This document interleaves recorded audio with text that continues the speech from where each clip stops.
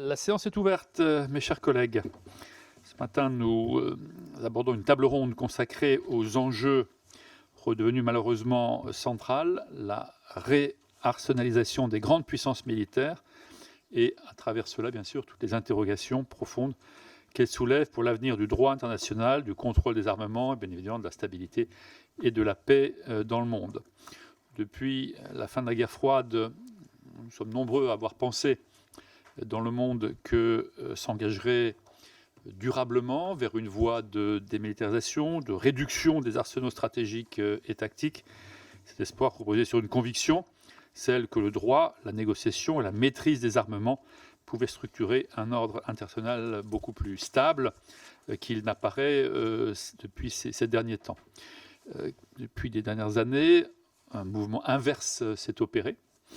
Nous voyons se développer un réarmement dans plusieurs domaines, une nouvelle course technologique, et tout cela dans un cadre de dérégulation de la gouvernance mondiale et de l'augmentation sensible du nombre de conflits et de situations de crise dans le monde.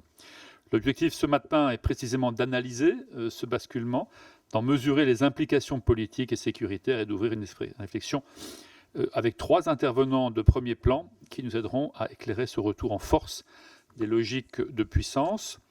Tout d'abord, je voudrais vous présenter Madame Catherine Calotti. Vous êtes directrice adjointe des affaires stratégiques, de sécurité et du désarmement au ministère de l'Europe et des Affaires étrangères. Cette direction suit notamment les questions stratégiques de désarmement et de non-prolifération nucléaire et le contrôle des armements et porte de ce fait un regard attentif sur les enjeux qui nous préoccupent ce matin.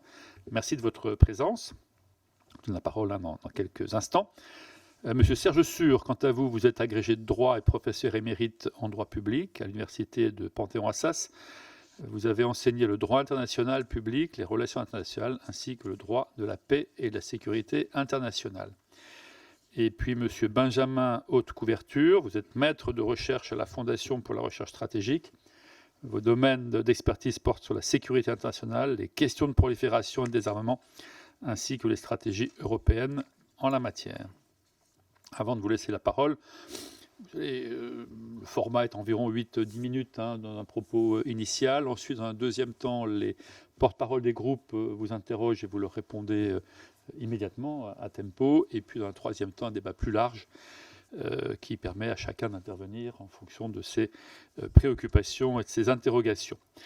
Au 1er janvier 2025, selon l'Institut national de recherche sur la paix de Stockholm, le monde comptait 12 241 ogives nucléaires. Parmi elles, 9 614 étaient potentiellement utilisables, près de 4 000 déployées sur des vecteurs, dont plus de 2 000 en haute alerte opérationnelle. La Chine, moins avancée que les États-Unis ou la Russie, engage un développement très ambitieux de son arsenal en augmentant à la fois le nombre d'ogives et la modernisation de ses vecteurs, missiles intercontinentaux, sous-marins stratégiques et capacités hypersoniques. La Russie, de son côté, multiplie les annonces spectaculaires autour de systèmes dits de rupture. Quant aux États-Unis, les déclarations de Donald Trump sur une possible reprise de tests nucléaires nourrissent également l'inquiétude quant à un affaiblissement du régime de non-prolifération et puis de nouveaux acteurs de plus petite taille, mais tout aussi inquiétants, la Corée du Nord, l'Iran, justement, sur laquelle de très nombreuses interrogations se posent encore.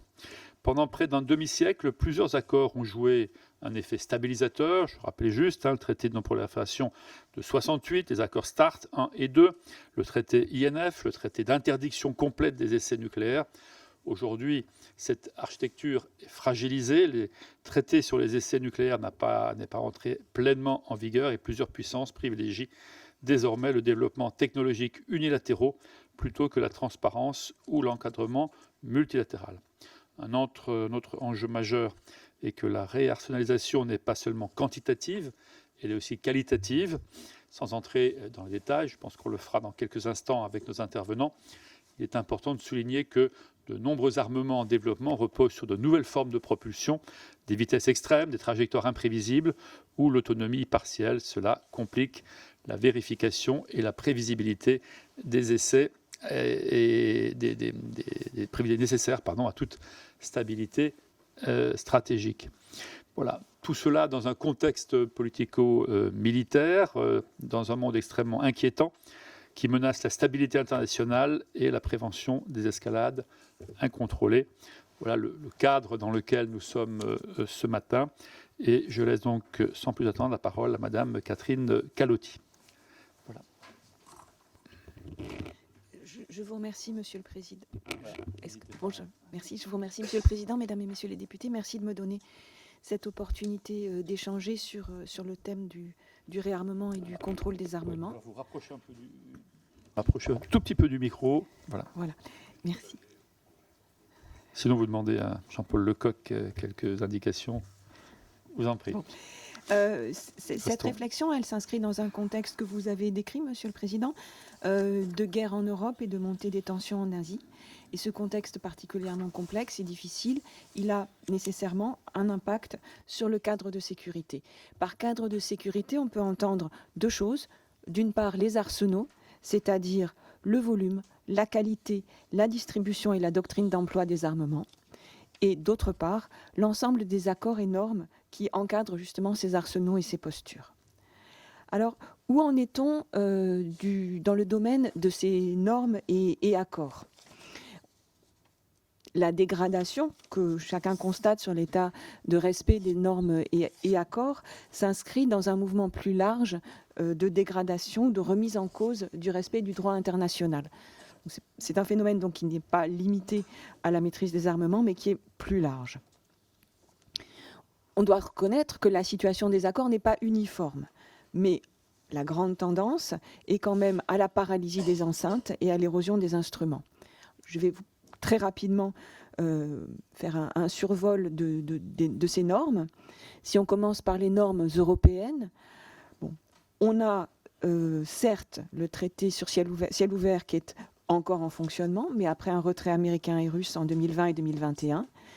En 2025, on a réussi à tenir une conférence d'examen, donc vous voyez que nos ambitions sont quand même limitées, mais bon, on s'accroche à ça, et donc l'instrument existe et fonctionne toujours plus ou moins. Le document de Vienne, qui n'est pas un traité mais un document politique, a été mis à jour pour la dernière fois en 2011, donc on a du mal, par absence de consensus international, à le maintenir à l'ordre du jour, en raison de l'opposition russe, la Russie qui contourne tous ses engagements, on l'a vu en 2022. En ce qui concerne le traité sur les forces conventionnelles en Europe, on aurait pu croire que l'adaptation en 2019 allait lui permettre de traverser la période. En pratique, ce traité, dont je rappelle qu'il n'a jamais été respecté, a été suspendu par la Russie en 2007. Enfin, la Russie a suspendu sa participation en 2007. En 2023, elle s'est retirée du traité, entraînant un mouvement similaire de la part de tous les membres de l'OTAN. Donc, en termes de normes européennes, situation pour le moins difficile. En termes de sécurité, ce qu'on appelle les normes de sécurité humanitaire, peut-être de façon un peu rapide, je pense qu'on peut dire quand même que l'Organisation internationale sur les armes chimiques fonctionne. Le traité de prohibition date de 1983 et l'engagement se poursuit, les institutions fonctionnent et les travaux qui concernent principalement l'identification et la destruction des arsenaux en Syrie et la surveillance de l'emploi d'armes chimiques par la Russie en Ukraine avancent. Lentement, j'en conviens, difficilement, c'est certain, mais enfin ça existe encore.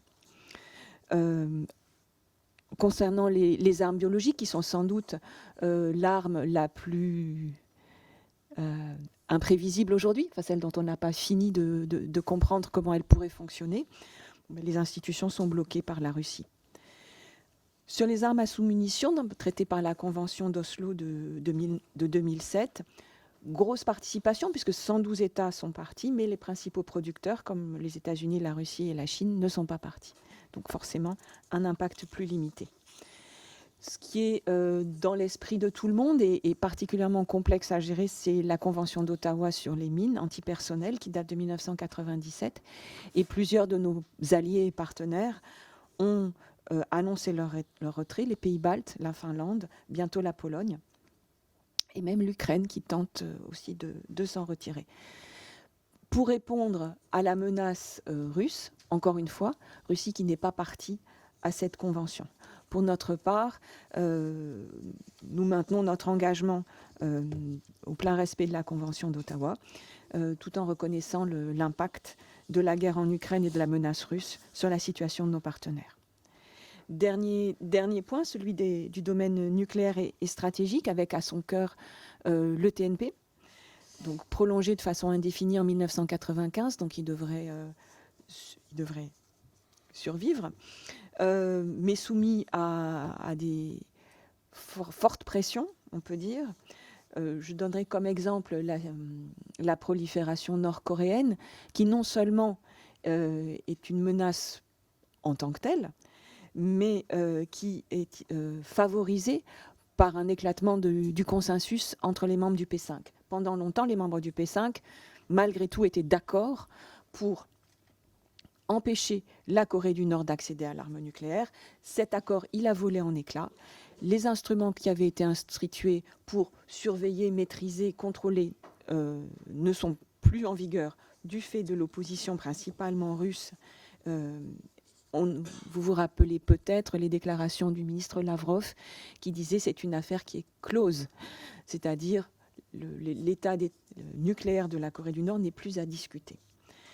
Donc nous sommes dans une situation qui est difficile à l'approche de la conférence d'examen qui se tiendra en avril et où le défi pour nous, d'un point de vue diplomatique, va être de préserver le traité, même si il n'y a pas de consensus sur un document final, ce qui est quand même le plus probable. Autre élément important dans le domaine stratégique, le TIAN, traité d'interdiction des armes nucléaires, entré en vigueur en 2021, qui est un traité qui pour nous n'est pas un traité qui œuvre pour notre sécurité. Il interdit les armes nucléaires, mais aucun État doté ni possesseur n'est parti, et il ne dispose d'aucun système de vérification. Le FNI n'existe plus depuis 2019. Comme vous l'avez dit, Monsieur le Président, le traité d'interdiction complète des essais traverse lui aussi une phase difficile, notamment à la suite des annonces américaines de reprise des essais nucléaires et les accusations portées par les Américains contre la Chine d'avoir procédé en 2020 à des essais. Donc qu'est-ce que ça veut dire pour la suite? On ne le sait pas encore, mais c'est une situation complexe. Dernièrement, le traité New START est arrivé à expiration. Donc pour la première fois depuis bien longtemps, il n'y a plus de plafond sur ces armes nucléaires russes et américaines. Les Américains ont proposé de reprendre des négociations au niveau multilatéral, c'est-à-dire dans un cadre plus large que États-Unis-Russie. On ne sait pas ce que ça va donner et on est surtout un peu sceptique sur l'intérêt des Chinois à participer à cet exercice. Donc dans l'ensemble, un état dégradé. Voilà. Même s'il y a des degrés quand même différents. Au même moment, vous l'avez dit, Monsieur le Président, une croissance forte des arsenaux. Alors cette croissance, elle est un peu limitée par des problèmes d'approvisionnement qui sont très concrets. Est-ce qu'on trouve du titane? Est-ce que les matières premières chinoises sont exportées? À moyen terme, est-ce qu'on a les ressources démographiques pour équiper ou utiliser tous ces armements? Mais en dépit de ces légères restrictions, enfin légères ou pas, mais il y a une croissance extrêmement rapide des dépenses. Au niveau mondial, le CIPRI a estimé qu'en 2024, les dépenses totales étaient de 2718 milliards de dollars, ça défie un peu l'imagination, avec une croissance de 15% depuis 2015 et de 9% juste sur l'année 2024. Donc croissance faramineuse. Je ne sais pas si c'est opportun de mentionner les grands chiffres de la LPM, qui doit nous amener d'un budget de 43,9 milliards d'euros en 2023 à un budget pour les armées de 68 milliards d'euros en 2030. Autre exemple, le budget allemand, qui sera de 120 milliards d'euros en 2026, soit une augmentation de 60% depuis 2024. Côté russe, c'est difficile de donner des chiffres, puisque les budgets sont maquillés au minimum, mais on peut noter quand même un développement qualitatif particulièrement remarquable de ce qu'on appelle les armes du manège, ces armes qui ont été annoncées par un discours de Vladimir Poutine en 2026 et dont les techniques ou les technologies introduisent une rupture dans l'équilibre stratégique. Donc là, il s'agit moins de qualité que d'un saut qualitatif considérable. Quelques exemples, l'Oreshnik, dont vous avez entendu parler, qui a touché l'Ukraine à 2 reprises, les Poséidon et le Boureshnik, qui, par leur propulsion nucléaire, défient le concept de portée. Mais à ce développement qualitatif extrêmement rapide s'ajoute une massification. Vous entendez chaque jour que des centaines de drones russes se sont abattus sur l'Ukraine, donc une massification qu'on n'avait pas connue depuis longtemps. Je vois que je dois me dépêcher. L'arsenal chinois, vous l'avez dit, une augmentation très rapide du nucléaire, mais aussi du conventionnel. Ce qu'on voit dans les exercices qui se tiennent autour de Taïwan, c'est un développement des compétences et du matériel qui rendent la situation taïwanaise toujours plus compliquée.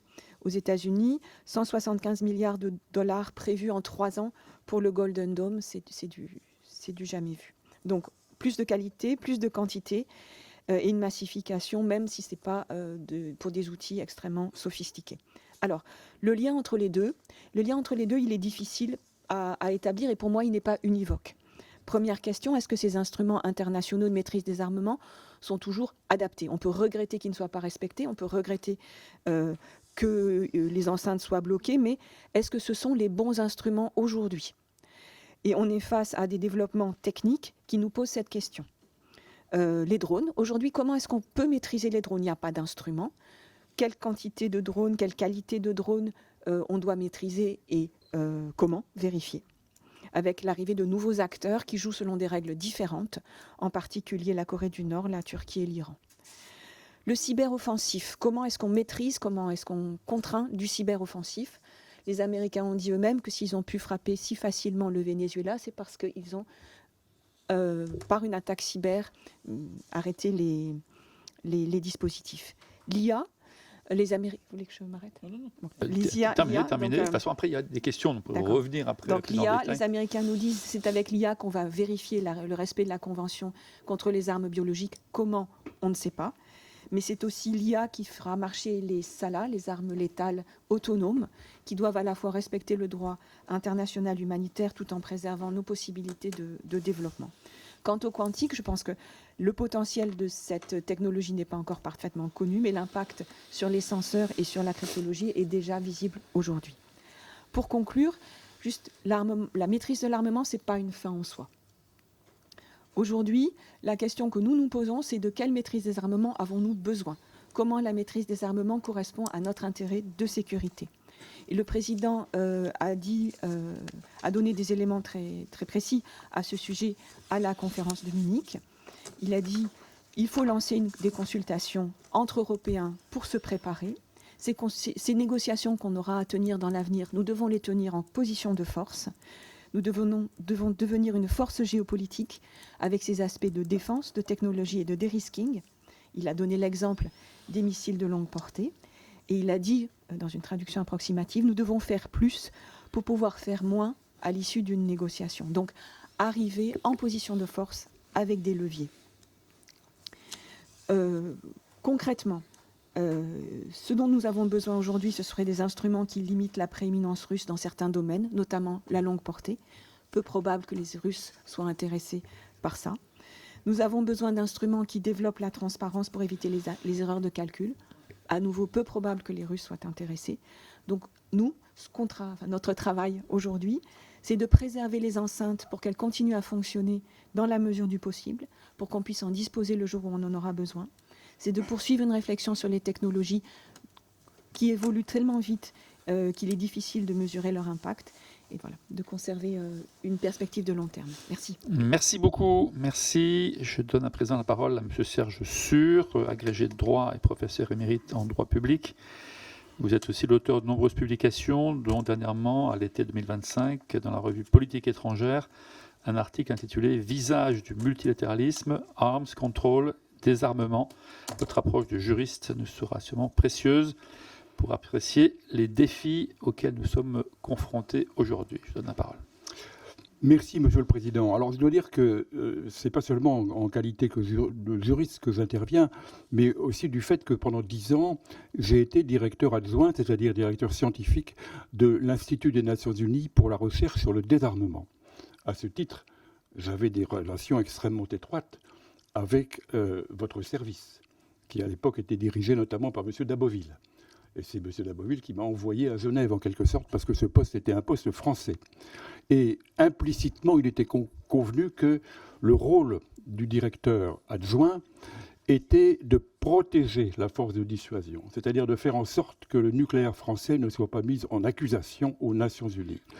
Parce que la situation était telle que le nucléaire américain était intouchable, le nucléaire soviétique était intouchable, le nucléaire britannique était protégé par le nucléaire américain, le nucléaire chinois était également intouchable, il restait un mouton noir, c'était le nucléaire français. Et il avait tendance à concentrer les attaques des États et des mouvements antinucléaires. Et donc, le rôle, c'était d'éviter qu'on ne le fasse. Alors, c'était une période où la conférence du désarmement à Genève était extrêmement active. C'était à la fois son chant du cygne et son acmé, parce qu'elle a adopté 2 projets de convention. Le projet de convention chimique, en 1993, qui a donné lieu à ce qui a été l'élément le plus achevé, le plus complet de l'arms control, parce qu'il y avait des procédures de vérification extrêmement intrusives et un régime de sanctions prévu contre les récalcitrants. Et puis ensuite, le traité sur l'interdiction complète des essais nucléaires, qui en réalité a été un échec, puisque ce traité n'est jamais entré en vigueur, et ça a été la marque du déclin de l'arms control. Alors, au fond, il a existé jusqu'à la fin du XXe siècle, et jusqu'après la chute de l'URSS, il a existé un ordre juridique nucléaire. Et je crois que je vais me concentrer sur le nucléaire. Cet ordre juridique nucléaire, il était régi par des traités d'arms control, et l'arms control signifiant la maîtrise des armements et non pas le contrôle des armements. La maîtrise au sens d'emprise rationnelle sur une activité. Et sa caractéristique était de légitimer l'arme nucléaire au profit de ceux qui la détenaient, c'est-à-dire les 5 membres permanents du Conseil de sécurité. C'était un hasard, hein, ça n'était pas du tout, il n'y a pas de lien entre sécurité collective et dissuasion nucléaire, à la limite c'est même l'inverse. Mais enfin, il se trouvait que c'était comme ça, et ces 5 pays se sont trouvés dotés du droit légalement reconnu de détenir l'arme nucléaire. Et au fond, l'arms control a comporté ensuite 2 volets. Un premier volet qui était de limiter ou de canaliser la course aux armements nucléaires entre les États-Unis et l'URSS, qui était au cœur de cette activité. Et puis, le deuxième volet, c'était d'éviter la prolifération. Alors, le premier était fondamentalement bilatéral, et le deuxième était multilatéral. Mais au sein de ce multilatéralisme, il existait un bilatéralisme profond, c'est-à-dire qu'il n'y aurait pas eu de traités multilatéraux s'il n'y avait pas eu au départ une entente entre les États-Unis et l'URSS. C'était la clé de voûte. Et d'ailleurs, on peut généraliser ça pour le multilatéralisme. Ça ne marche que s'il y a un leadership en son sein. S'il n'y a pas de leadership, ça ne marche pas. Et d'ailleurs, on peut ajouter une deuxième loi du multilatéralisme, c'est que le fait d'avoir un traité multilatéral n'évite pas les contentieux. Il les intériorise, mais il ne les évite pas. Et on le voit bien avec le TNP, qui est un nid à contentieux entre les États dotés et les États non dotés, de sorte que, comme le soulignait Madame tout à l'heure, on ne parvient plus maintenant à élaborer des documents finaux. Alors, cet arms control, qui a reposé sur des données juridiques, il y avait vraiment un régime juridique de l'arme nucléaire, il a été déconstruit progressivement et presque totalement. Il a été déconstruit sous un double mouvement. Le premier mouvement a été américain. Ce sont les États-Unis qui ont déconstruit l'arms control. Ils l'ont déconstruit d'abord avec l'IDS, c'est-à-dire l'initiative de défense de sécurité. Ils pensaient qu'il était possible d'obtenir une immunité, une inviolabilité du territoire américain. ce qui était totalement contraire au principe même de l'arms control. Parce que l'arms control reposait sur l'idée qu'on maintenait la vulnérabilité des territoires soumis à dissuasion.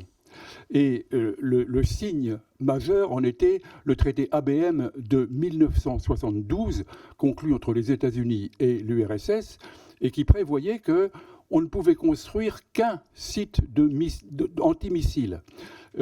Alors d'abord, initialement, c'était 2 sites, puis ça n'a plus été qu'un, qui devaient protéger la capitale, c'est-à-dire le centre de décision. Pour le reste, on maintenait la vulnérabilité. Et c'était le principe de destruction mutuelle assurée. Destruction mutuelle assurée qui assure qu'on n'emploiera pas l'arme nucléaire. À partir du moment où vous pouvez protéger votre territoire, eh bien, après tout, vous êtes à l'abri d'une première frappe, de sorte que la tentation peut être grande de frapper le premier sans risquer une réaction significative. Ça a été la crainte des Soviétiques. Tout au moins, c'est la crainte qu'ils affichaient. Et je me souviens, parce que je voyageais beaucoup à cette époque en URSS, dans le cadre de l'UNIDIR, et les Soviétiques nous disaient, mais bien sûr, on sait bien que s'il y a un risque d'attaque, nous avons des contre-mesures. Et au fond, nous ne craignons pas particulièrement l'IDS. Les contre-mesures, c'est par exemple le fait qu'on peut lancer 1000 fusées, dont seulement 10% sont armées nucléairement. Et il y en a bien qu'une qui passera. Donc on échappera au bouclier. Ou encore, on peut protéger les missiles, on peut mettre des miroirs. Enfin bon, il y a toute une série de systèmes qui peuvent éviter en fait l'invulnérabilité d'un territoire. Mais ce qu'ils ont compris, et c'était l'origine des réformes de Gorbatchev, c'est que technologiquement, ils étaient dépassés et qu'ils n'avaient pas les moyens de rattraper ce retard. Et donc, l'IDS a joué un grand rôle dans la chute de l'URSS, mais pas pour des raisons militaires, beaucoup plus pour des raisons technologiques. Alors, à partir de là, les États-Unis, c'est eux qui ont dénoncé le traité ABM. Et en dénonçant le traité ABM, eh bien, ils ont rompu ce qui était la base de la dissuasion. Et au fond, la déconstruction de l'arms control qui a été le grand phénomène du tournant du XXe et XXIe siècle, elle est due à 2 raisons. D'abord, la politique américaine, qui a estimé qu'il n'en avait plus besoin, et qui sont passés à la contre-prolifération. Contre-prolifération, ça veut dire, vous faites ce que vous voulez, vous pouvez vous armer. Mais si vous vous armez, on vous bombarde. C'est ce qui s'est passé en Irak, par exemple. Et c'est ce qui menace aujourd'hui en Iran. C'est de la contre-prolifération. Et ce n'est pas la non-prolifération qui est un régime préventif. Les États-Unis ont estimé que ce régime préventif était pour eux trop coûteux, qu'en plus il comportait des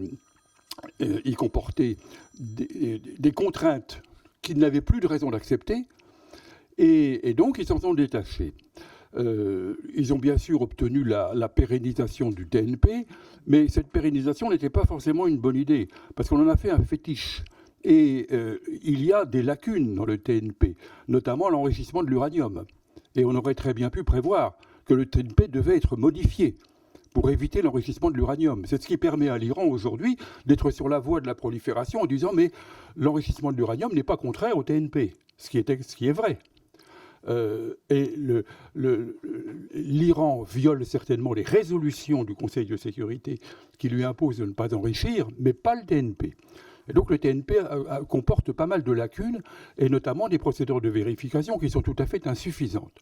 Et donc au lieu de le pérenniser purement et simplement, on aurait peut-être pu entreprendre de le refondre. Ce qui aurait aussi permis d'ailleurs d'y intégrer les nouveaux États nucléaires, parce que ceux qui n'étaient pas partis au TNP sont devenus nucléaires, que ce soit Israël, que ce soit le Pakistan, que ce soit l'Inde. Et puis la Corée du Nord. Mais la Corée du Nord, c'était différent parce que la Corée du Nord était partie au TNP. Elle s'en est retirée. Et donc, maintenant, elle n'est plus liée par le TNP, donc elle peut être nucléaire.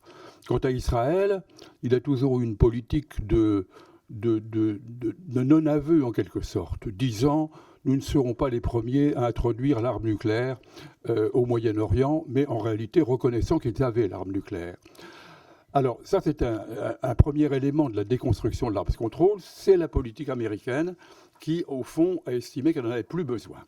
Et puis un deuxième élément, c'est les États non dotés d'armes nucléaires qui ont considéré que c'était une politique qui leur était extrêmement nuisible, néfaste, dans la mesure où on légitimait l'arme nucléaire et donc on crée une inégalité structurelle entre les États sur le plan de la sécurité, et eux se prononcent pour le désarmement. Pour le désarmement, c'est-à-dire l'élimination complète aussi bien des armes nucléaires que des armes classiques.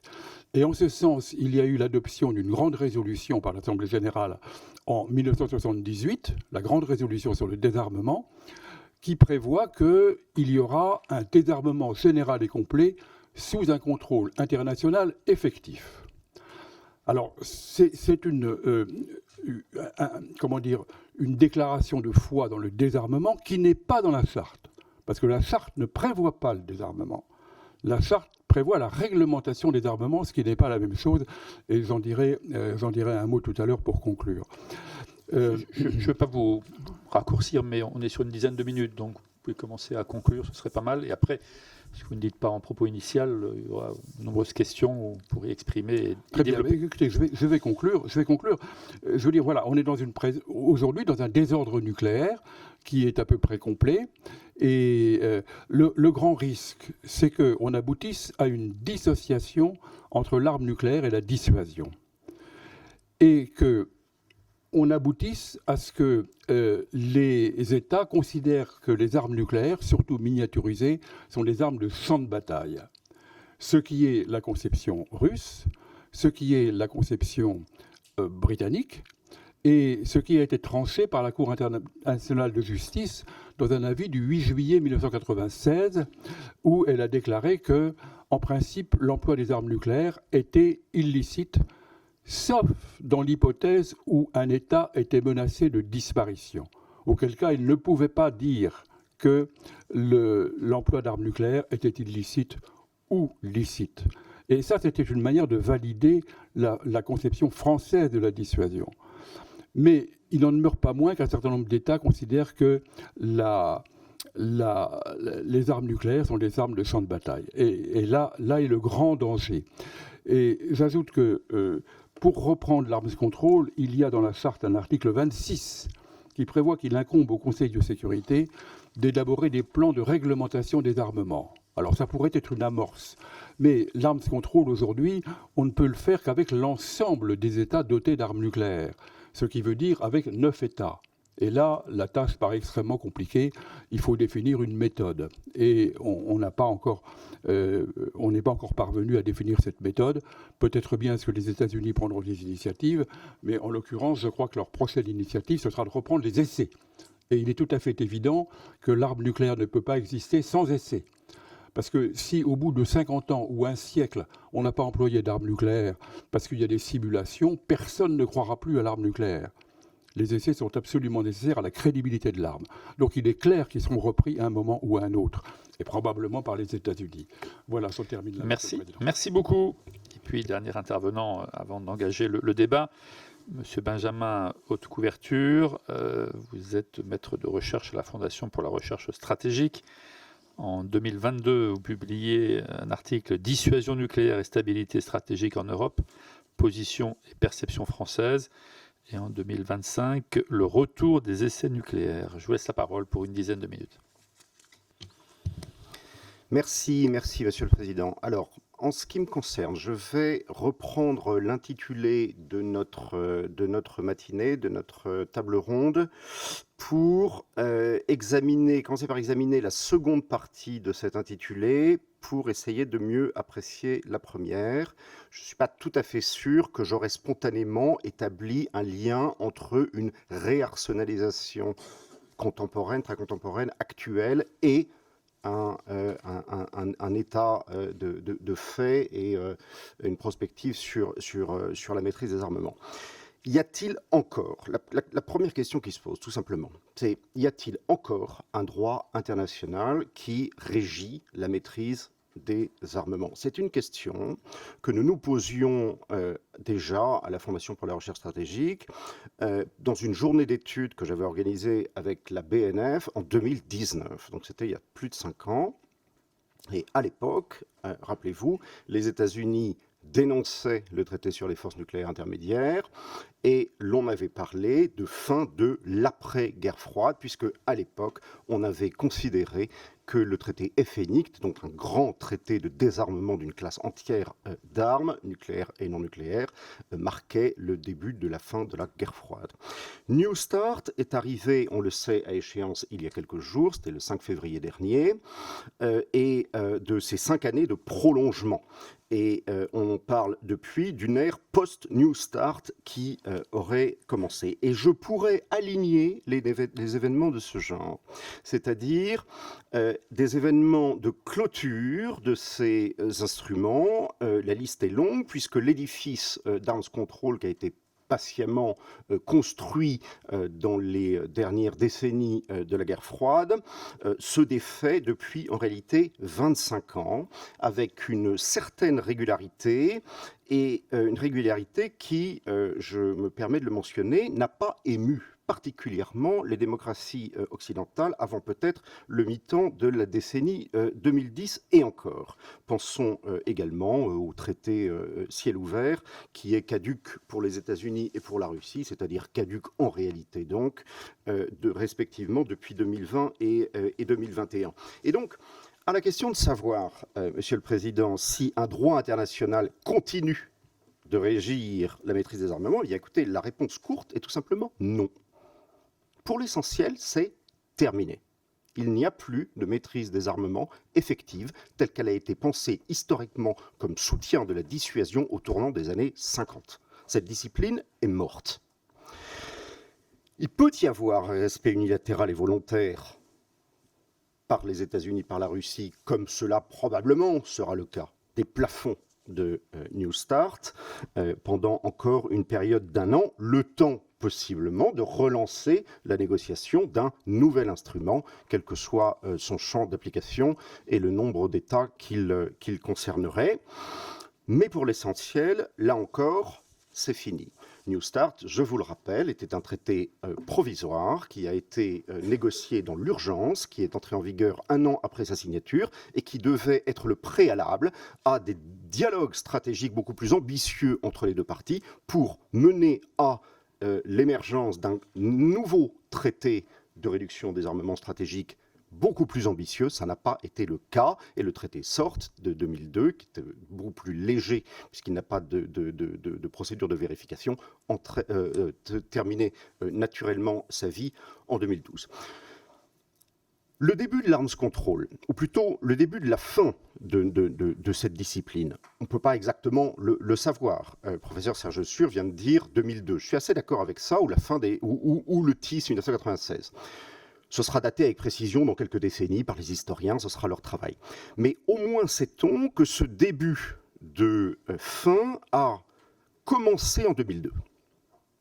On pourrait dire qu'il a commencé plus tôt, mais sur le plan bilatéral stratégique, il a commencé en 2002, quand l'administration George W. Bush décide de sortir du traité ABM, en même temps de signer un traité de réduction des armements stratégiques très léger avec la partie russe, et en sortant du traité ABM, sortait de ce qui fondait la stabilité stratégique bilatérale depuis 1972, en organisant la vulnérabilité mutuelle des deux adversaires. Depuis lors, chaque événement qui clôt, qui referme l'usage d'un instrument juridiquement contraignant est comme, en réalité, l'écume d'une vague. Cette vague a pris forme dans les années 1990 et depuis, elle grossit. Elle grossit sans qu'il soit possible de l'arrêter. Donc, l'idée selon laquelle la fin d'un instrument nous ferait entrer à chaque fois dans une nouvelle époque me semble hautement sujette à caution. Et pour tout dire, franchement incorrecte. Fin de l'après-guerre froide, ère post-START, nouvel âge nucléaire, pour moi, sont des formules qui ne correspondent à rien en réalité.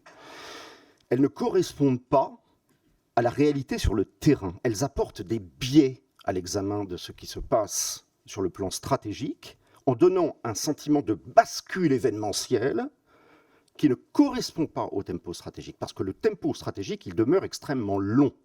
Donc, première idée, Nous sommes dans le temps long de la déconstruction.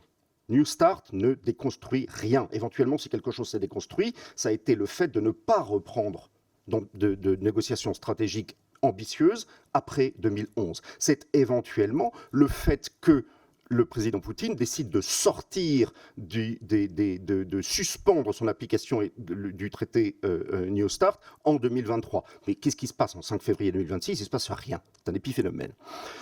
Remarquez une autre idée subsidiaire. Quand on examine des phénomènes stratégiques, c'est toujours le temps long qui est pertinent. Donc, méfiat de l'actualité.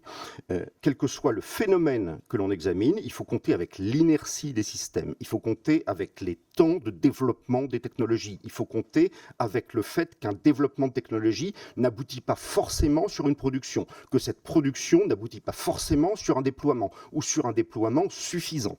Quand on apprend que l'Oreshnik a été utilisé 2 fois et qu'on en attend éventuellement 25 exemplaires par an, ça ne va pas faire bouger énormément les lignes en Ukraine, en réalité. Deuxième idée, ce temps long dont je parle indique que si une réarsenalisation des puissances est avérée, et je pense que c'est un phénomène qui reste à documenter, avec précision en tout cas, ce n'est pas ce phénomène qui, me semble-t-il, met en risque l'arms control, puisqu'un processus de déconstruction est à l'œuvre en réalité depuis plus de 20 ans, alors qu'à l'époque, on ne parlait pas de réarsenalisation. Donc, faisons attention à des corrélations rapides qui ne correspondent pas à une réalité sur le terrain. L'arms control précède ce qu'on a appelé, ou ce qu'on appelle aujourd'hui, une réarsenalisation tous azimuts. Troisième idée, la réarsenalisation étant indépendante de la fin de l'arms control, qui, elle, est avérée, quels sont les facteurs principaux de cette fin de l'arms control historique, telle que ma génération l'a connue, et la génération précédente également. Et je vais revenir sur les facteurs que le professeur Suhr a mentionnés, en ajoutant d'autres selon moi. Premièrement, j'en vois au moins 5 importants. Il y a d'abord, dans la fin de l'arms control, une désaffection, en effet, d'une part croissante des élites politiques, militaires et stratégiques, et pas seulement les néoconservateurs, aux États-Unis pour la discipline elle-même. Alors naturellement, le fer de lance de ça, c'était John Bolton dans l'administration de George W. Bush, mais il n'y avait pas que lui, qui était jugé dépassé parce que fondé sur une notion de parité et de vulnérabilité avec la Russie, qui perdait de sa saillance, disons, pas tout à fait de son sens, mais enfin de sa saillance dans le débat, au tournant des années 1990. À l'époque, les Américains se fichent de la parité. Ça ne les intéresse plus, elle ne correspond plus à une réalité. Les Russes courent derrière la parité en 2000. Les Chinois, éventuellement, un jour, pourraient être intéressés par une parité, même si ce n'est pas avéré, mais les Américains, pas du tout. Deuxième facteur, l'approfondissement, à l'évidence, de la défiance. Une défiance des hommes politiques, une défiance des militaires, une défiance des stratèges entre Washington et Moscou, après et un petit peu avant la tentative de reset amorcée par l'administration Obama. FNI est l'exemple type, puisque la Russie fut accusée au début des années 2010 de commencer à tricher après la clôture des procédures d'inspection mutuelle au tournant des années 1990, mais réciproquement. Le président Poutine, on se rappelle son discours de Munich de 2007, disait que les Américains violaient le FNI, disait que le FNI n'était plus adapté aux intérêts de sécurité russes parce que c'était dans les segments moyens et intermédiaires que se développaient le plus des vecteurs balistiques chinois.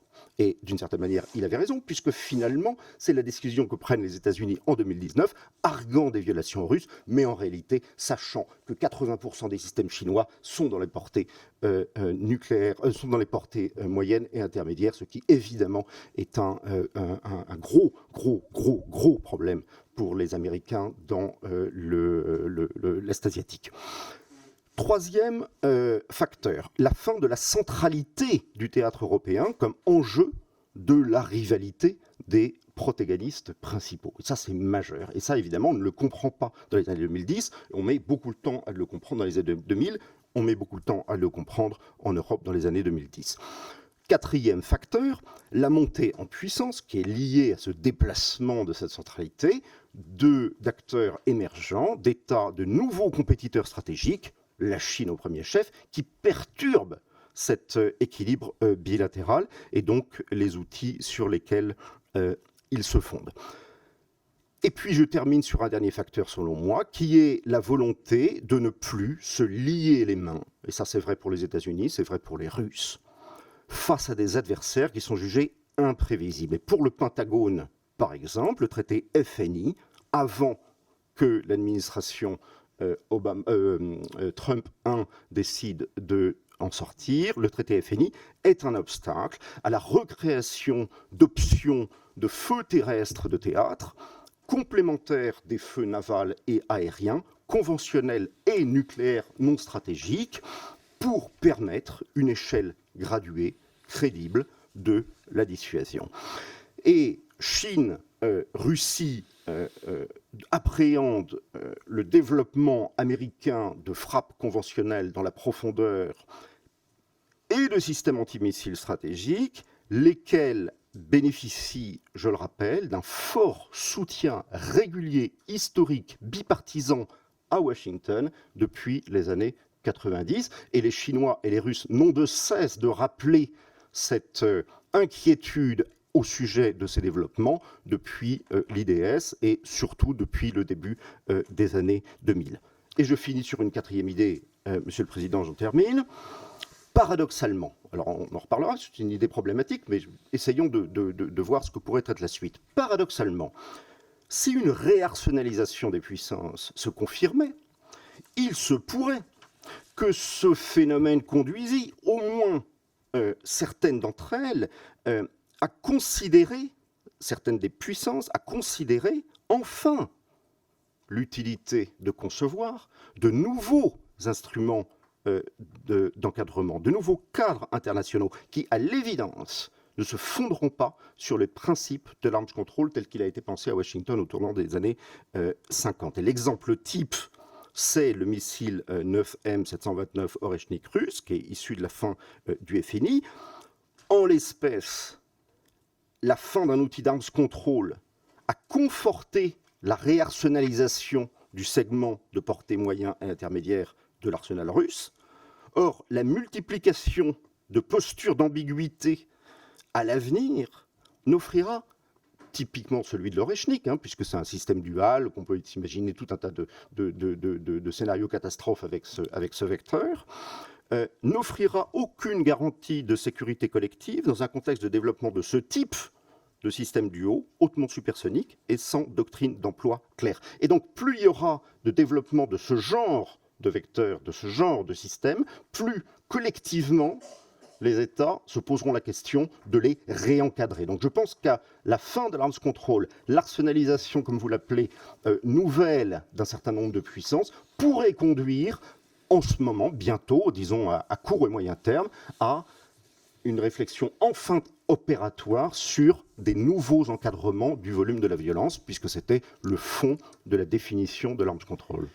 Merci beaucoup. Merci pour ce premier cadre avec l'état actuel des positions, des forces, une partie plus historique qui nous amène à aujourd'hui et un certain nombre de problématiques que vous venez d'évoquer et qui posent les grands enjeux justement de la réarsenalisation pour les années à venir. Je donne la parole à présent au porte-parole des groupes et je commence par Ensemble pour la République avec M. Vincent Ledoux. Merci, Monsieur le Président. Merci, Monsieur le Président, mes chers collègues. Prenez le micro, vous avez le micro là. Pardon, Monsieur le Président. Merci, Monsieur le Président, mes chers collègues, et merci à vous trois pour ces éclairages tout à fait pertinents. Oui, le monde bascule, et à cette bascule géopolitique s'ajoute une autre rupture, la vitesse à laquelle évoluent les technologies militaires. Drones armés omniprésents, cybercapacité offensive, intelligence artificielle intégrée au système d'armes, capacité spatiale et anti-satellite, les arsenaux se transforment à un rythme inédit, vous l'avez rappelé. Dans le même temps, les conflits deviennent hybrides, diffus, parfois impossibles à attribuer avec certitude, et les instruments internationaux, le droit du contrôle des armements ont été efficaces, ils ont instauré de la transparence, réduit les risques d'erreurs d'appréciation, contribué à éviter des escalades incontrôlées, mais ils avaient été contrôlés pour un autre monde. Aujourd'hui, les technologies sont duales, évolutives, souvent invisibles. Alors comment encadrer un algorithme? Comment attribuer une cyberattaque? Comment réguler des drones produits à grande échelle? Si les règles ne suivent pas, l'instabilité devient la norme. Et une question politique majeure se pose. Existe-t-il encore un droit international capable d'encadrer la compétition stratégique. Le multilatéralisme fonctionnait parce qu'il s'appuyait sur des équilibres de puissance et sur un dialogue stratégique, comme vous l'avez rappelé, Monsieur Sûr, entre grandes puissances. Cet équilibre se fragilise. Peut-on encore bâtir des règles communes dans un monde redevenu compétitif? Et si ce cadre s'effrite, par quoi remplace-t-on pour garantir notre sécurité collective? Pour l'Europe, l'enjeu est clair. On ne peut pas être seulement protégé. Nous devons être une puissance qui pèse sur les règles et qui contribue à la stabilité stratégique. La France, par sa dissuasion, sa tradition diplomatique, a une responsabilité particulière pour porter cette ambition. Alors finalement, on peut résumer 3 questions. Le monde se réarme et notre responsabilité est d'empêcher qu'il se dérégule. Deuxièmement, si les règles ne suivent pas l'accélération technologique, l'instabilité devient la norme. Et enfin, la sécurité collective de demain reposera autant sur la puissance que sur notre capacité à reconstruire des règles communes. Alors, j'ai une question. Dans ce nouvel environnement stratégique, le droit international du contrôle des armements peut-il encore structurer la sécurité mondiale? Et quels nouveaux équilibres permettront de préserver la stabilité de demain? Je vous remercie. Merci beaucoup, Monsieur le député. Qui est-ce qui veut esquisser une réponse à cette dernière question? Monsieur Sûr.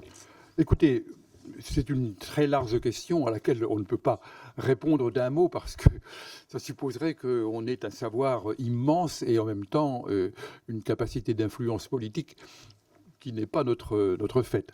Moi, je dirais simplement qu'il y a eu une technique qui a été extrêmement utile à un certain moment, c'était la technique des mesures de confiance, qui a fonctionné dans le cadre européen, dans le cadre pan-européen, dans le cadre de la négociation d'Helsinki dans les années 70, et qui en définitive a eu un très grand succès parce qu'elle a créé de la transparence, elle a créé de la visibilité et on a construit entre les partenaires une confiance. Or, aujourd'hui, je crois que le mot a été employé à plusieurs reprises, nous vivons dans un climat de méfiance profonde.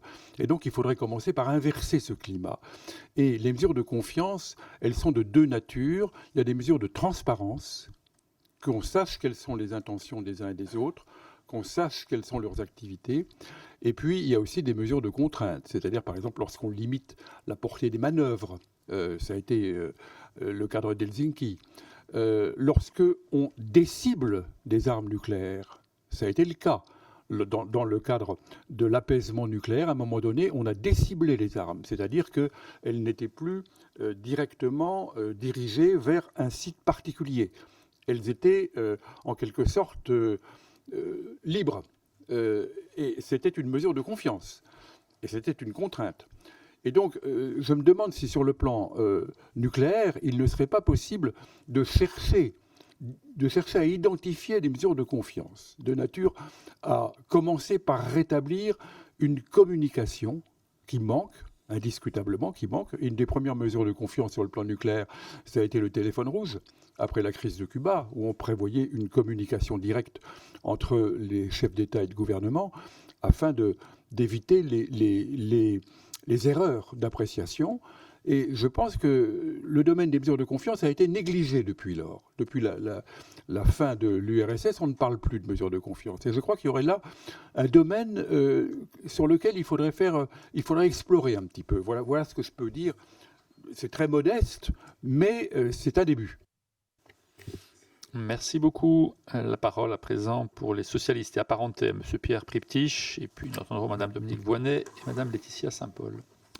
Monsieur le Président, Mesdames et Messieurs les intervenants, mes chers collègues, nous assistons, ça a été dit aujourd'hui, à une réarsenalisation des grandes puissances qui participent à la mutation de l'équilibre géopolitique mondial. Au-delà du nucléaire qui a été évoqué, cette dynamique se manifeste notamment à travers une véritable évolution militaro-technologique en cours, avec l'électronique, mais aussi l'intelligence artificielle intégrée au système d'armes, la robotisation du champ de bataille, des dispositifs ultra connectés déployés dans les airs, sur terre et sur mer. Et aussi l'utilisation des vieux mythes de l'électronique, autonomie, miniaturisation et débit.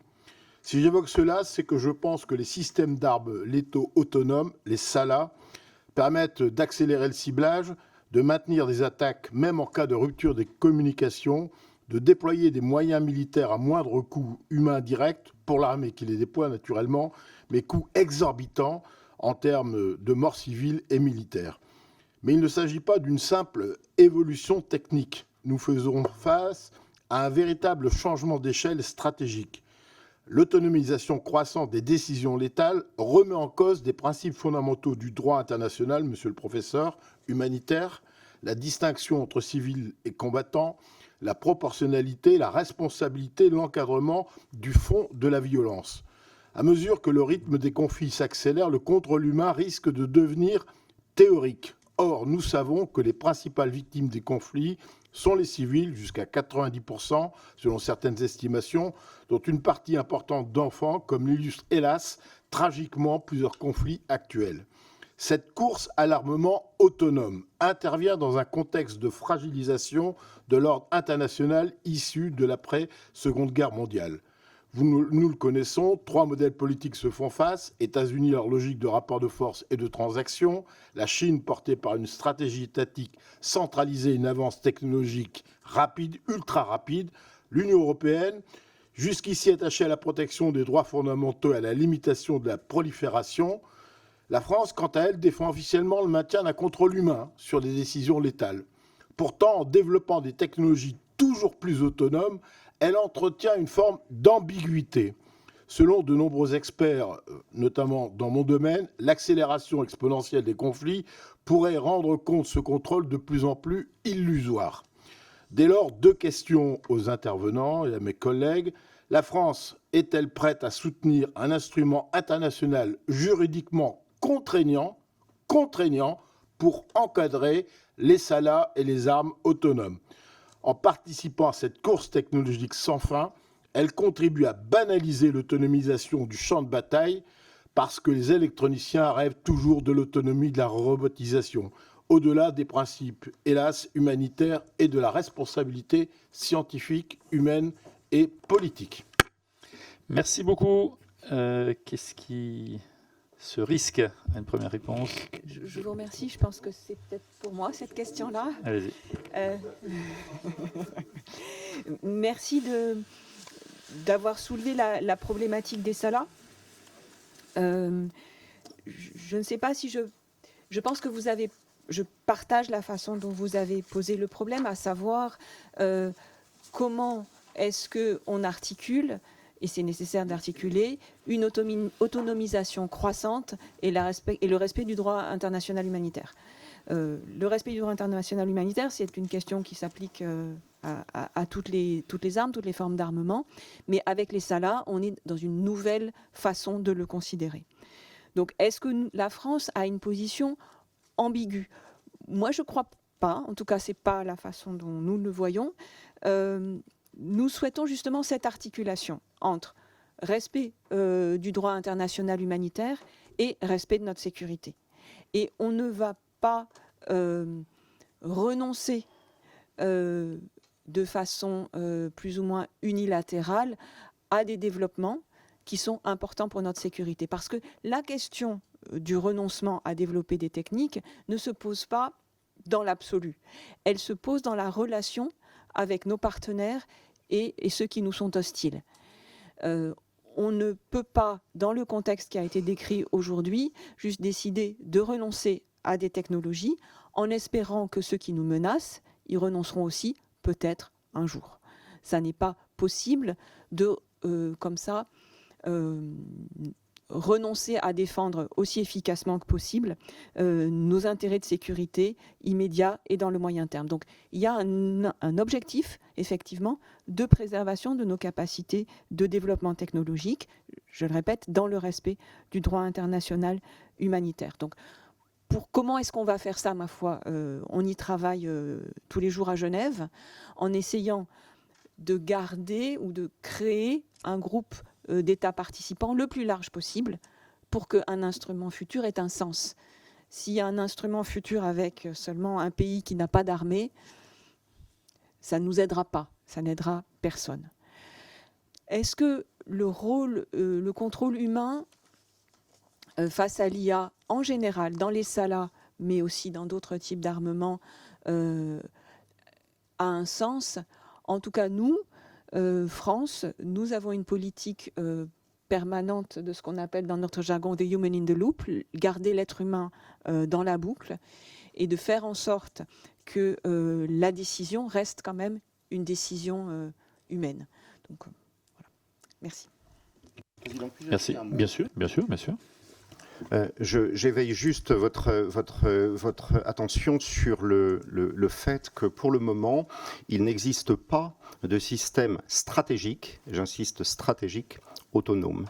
D'autre part, que la question de l'autonomisation se pose depuis longtemps, les apprentissages machines dans les systèmes stratégiques se posent depuis longtemps, aux années 70, 80, on n'est pas dans le début d'une opérationnalisation technologique. D'autre part, que naturellement, on n'a pas attendu l'autonomisation pour mettre en risque les populations civiles, comme vous le savez, et que par conséquent, il faut faire attention à ce qui est annoncé, aux effets d'annonce et aux réalités stratégiques de cette autonomisation et de la part des apprentissages machines dans les systèmes à venir. Je parle en particulier des questions qui pourraient se poser en Chine. Pour le reste, des systèmes stratégiques tels que ceux de la France, des États-Unis, du Royaume-Uni par exemple, sont excessivement orthodoxes, avec une méfiance quasi viscérale de nos ingénieurs de l'armement sur le risque que pourrait faire porter sur la crédibilité de notre dissuasion, la connexion de nos systèmes et l'intégration de technologies autonomes. Voilà, juste un petit mot. Tout à fait. Si je peux aussi ajouter un mot à propos du droit humanitaire de façon plus générale. Le droit humanitaire, c'est l'enfant chéri du droit international dans la mesure où on considère qu'il comporte les normes les plus sacrées, les plus intangibles. Et en même temps, c'est l'enfant martyr du droit international parce qu'il est constamment violé dans tous les conflits. Et la question des salahs est marginale par rapport aux violations massives du droit humanitaire dans tous les conflits. Vous l'avez rappelé, il y a 9 civils tués pour un militaire dans les conflits. Et on avait inventé un concept au début du XXIe siècle qui était la responsabilité de protéger, avec l'idée qu'on pouvait intervenir dans des conflits pour faire cesser les atteintes aux droits humanitaires. Il a disparu. Il y a 2 hypothèses récentes où on aurait pu l'invoquer, c'est Gaza et c'est l'Iran. Pas un mot. C'est un concept qui est totalement absent. Il y a une espèce d'éclipse totale. Pourquoi ? Je ne comprends pas. Mais notamment la France, qui était un peu en pointe sur la responsabilité de protéger, maintenant, elle se tait. Alors qu'il y a des occasions particulières de l'invoquer, et indépendamment des salahs. Merci beaucoup. La parole à présent pour écologiste et social à Madame Dominique Voynet. Merci, Monsieur le Président. Mesdames et Messieurs, Monsieur Haute Couverture a démontré avec brio que nous ne sommes pas confrontés à un moment de bascule pour l'ordre international du contrôle des armements, mais à l'aboutissement d'un délitement qui vient de loin. L'effondrement des cadres juridiques hérités de la guerre froide facilite ou accélère la course au réarmement. En fait, c'est une histoire d'œufs et de poules. L'expiration du traité New Start en février 2026, un saut dans l'inconnu nucléaire a titrer le monde, marque un tournant historique. Pour la première fois depuis 50 ans, il n'existe plus de limite juridiquement contraignante aux arsenaux stratégiques, sans perspective de nouvelles négociations. On sait que les États-Unis de Donald Trump ont en horreur tout cadre multilatéral, mais ils ne sont pas le seul. Vous l'avez démontré. La conférence d'examen du traité de non-prolifération du 27 avril au 22 mai à New York sera un test majeur de crédibilité. La France, en tant qu'État doté de l'arme nucléaire et membre permanent du Conseil de sécurité, est tenue par l'article 6 du TNP de négocier de bonne foi des mesures de désarmement. J'ai visité il y a quelques semaines la base aérienne 116 à Luxeuil-Saint-Sauveur, qui se prépare à accueillir 2 escadrons nucléaires supplémentaires. Comment cette augmentation capacitaire s'articule-t-elle avec la doctrine de stricte suffisance et avec les engagements pris en 2010 de réduire puis d'éliminer les arsenaux? La France assumera-t-elle de participer elle aussi à la course aux armements? Quelles annonces concrètes entendons-nous porter à la conférence d'examen pour démontrer notre adhésion aux principes et à l'objet même du TNP? Le débat sur une éventuelle extension du parapluie nucléaire français à des partenaires européens, présenté évidemment comme un levier d'autonomie stratégique, soulève lui aussi des questions majeures. Cette évolution est-elle compatible avec le régime de non-prolifération? Quels formats multilatéraux, régionaux, pourraient encore produire des normes effectives pas seulement sur la non-prolifération, mais aussi face au développement de nouvelles technologies militaires, de l'hypersonique, de l'intelligence artificielle. Quel rôle l'Europe et la France peuvent-elles jouer comme créatrices de cadres et normes, plutôt que comme simples actrices de la rationalisation? Est-ce imaginable de sanctuariser des territoires qui pourraient être épargnés en raison de leur fragilité ou de leur intérêt vital pour l'humanité? Je pense par exemple au pôle, à l'Arctique ou encore au continent africain. Je vous remercie. Merci beaucoup pour cette série de questions. Qu'est-ce qui veut commencer des éléments de réponse? Sur les pôles, en tout cas, ça ne prend pas la direction que vous souhaitez. Merci Madame la députée. Alors peut-être c'est difficile de répondre sur un seul sujet parce que vous avez soulevé beaucoup de questions. La conférence d'examen du TNP, peut-être à court terme. Qu'est-ce qu'on va proposer? D'abord, évidemment, on y travaille déjà depuis longtemps. On travaille à créer de l'unanimité ou en tout cas de la convergence au service du maintien du TNP. À titre national, on montrera, comme on montre toujours, qu'on reste totalement engagé sur les 3 piliers. Par exemple, en ce qui concerne les usages pacifiques, vous le savez, il y aura au mois de mars un sommet sur l'énergie nucléaire et où on va essayer de montrer... Ce sera pas...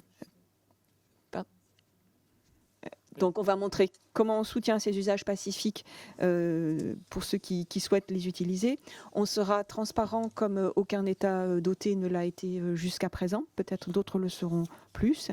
Et on maintiendra notre soutien et notre défense du TIS. Tout à l'heure, il a été dit qu'il était mort et enterré. Ce n'est pas totalement notre lecture, puisque c'est quand même un outil qui nous permet de mesurer ce qui se passe dans le monde. Et ça n'est pas négligeable.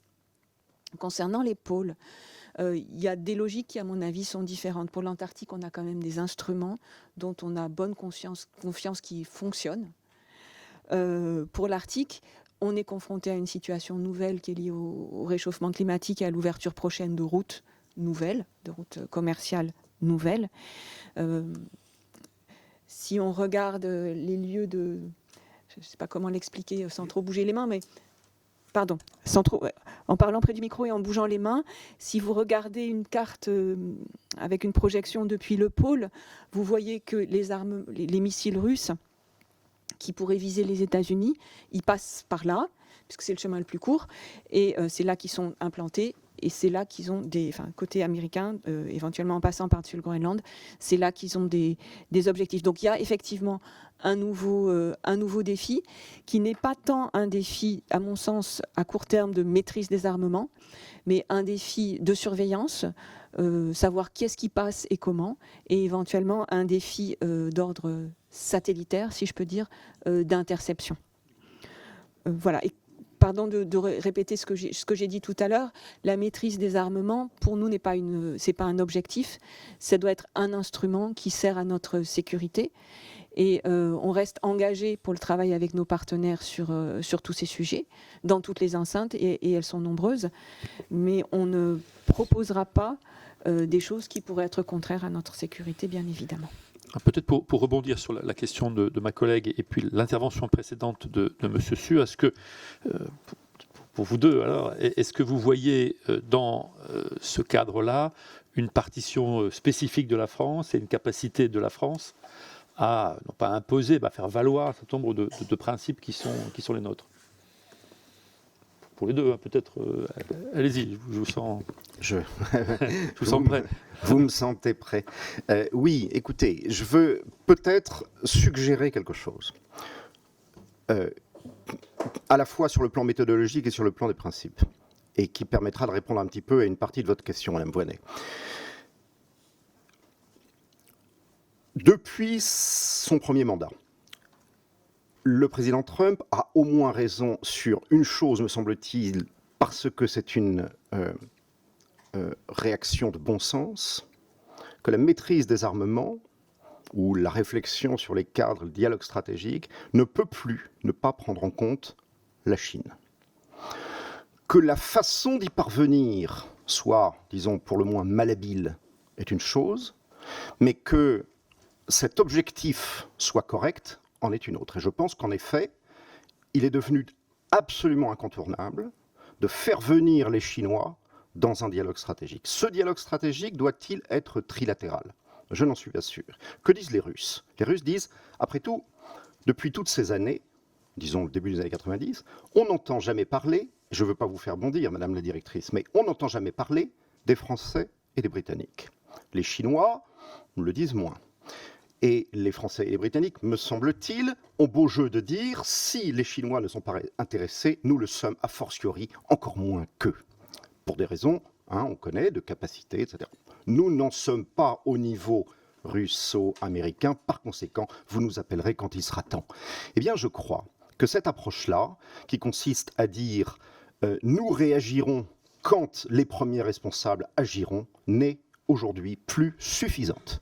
Et pour ma part, je pense qu'il serait bienvenu que des pays européens qui n'ont de cesse de dire que les questions d'arms control ne doivent plus passer au-dessus de leur tête, de s'engager, je parle naturellement de la France et du Royaume-Uni, à lancer une initiative, pourquoi pas dans le cadre du TNP, avec la Chine. Alors ça pourrait paraître iconoclaste, mais en effet, je pense que les Américains sont mal placés pour engager la Chine. En revanche, les Européens sont bien mieux placés pour le faire, et en Europe, les deux puissances nucléaires, pour dire remettons à plat l'approche qui fut celle d'Obama en 2010, c'est-à-dire vecteurs déployés, non déployés, missiles, antimissiles, armes stratégiques, armes non stratégiques, lanceurs, vecteurs, ogives, qui impliquent nécessairement les États nucléaires, y compris la Chine, y compris la France, y compris le Royaume-Uni.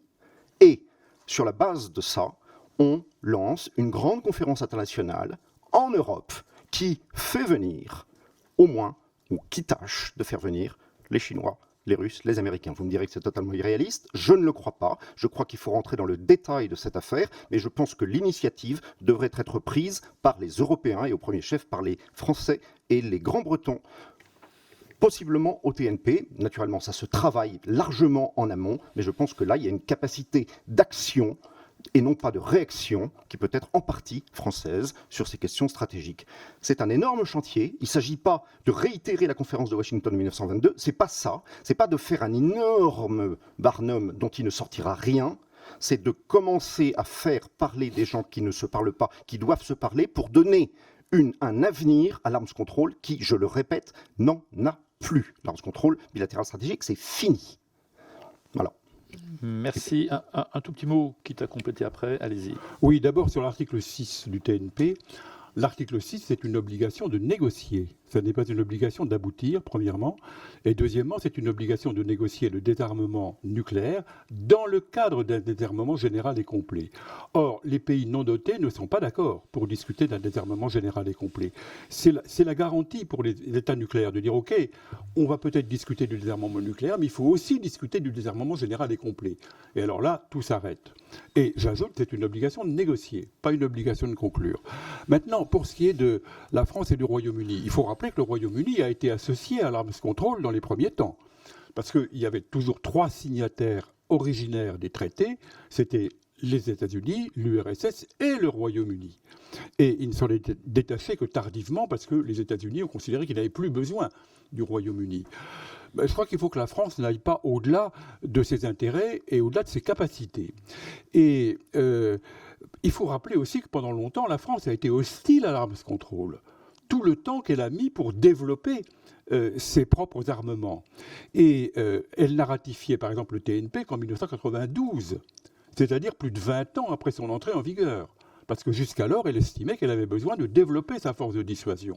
Alors, il en est, je crois, de la même situation aujourd'hui en Chine. Je crois que la Chine a besoin, avant d'entrer dans une perspective de négociation, de développer son armement nucléaire jusqu'à ce qu'elle estime qu'elle a une situation satisfaisante, ce qui, à ses yeux, n'est pas le cas.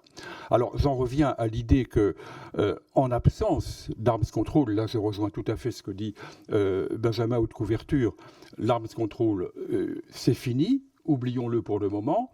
Je crois qu'on peut tout de même s'appuyer sur des mesures de confiance.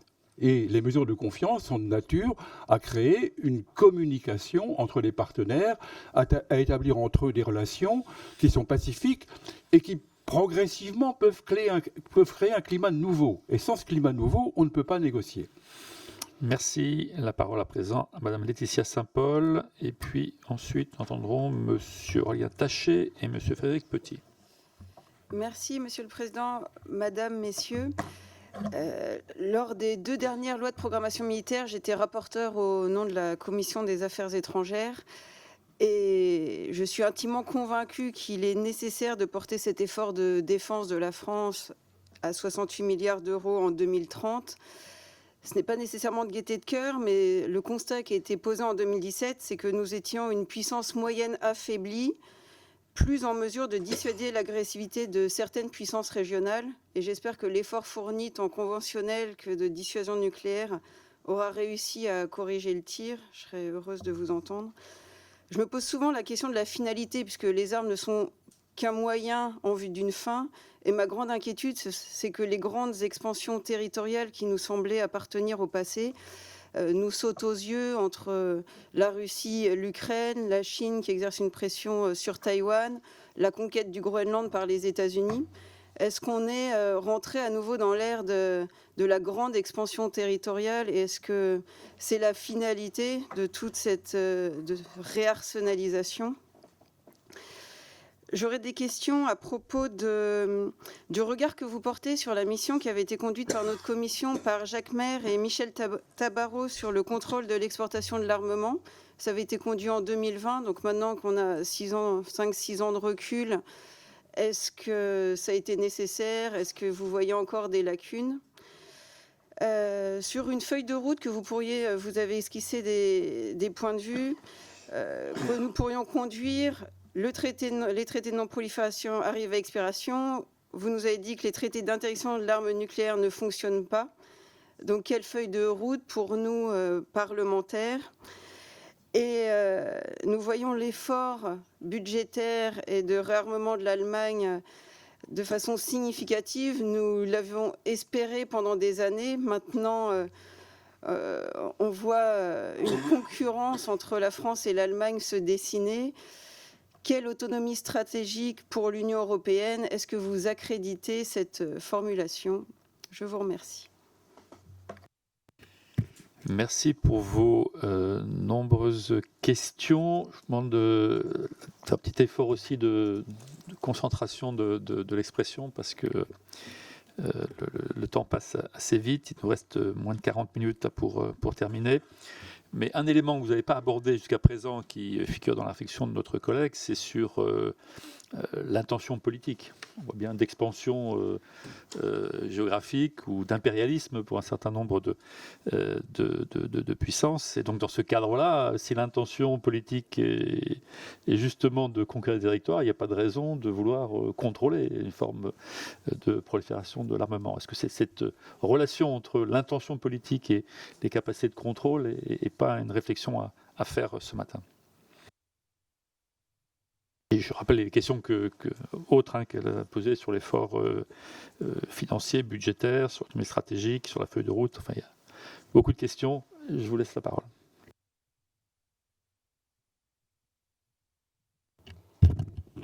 Merci Madame la députée. D'abord, l'expansion territoriale. On doit quand même essayer de faire la différence entre ce qu'on craint, et ce qu'on craint sans doute pour de bonnes raisons, et ce qui se passe.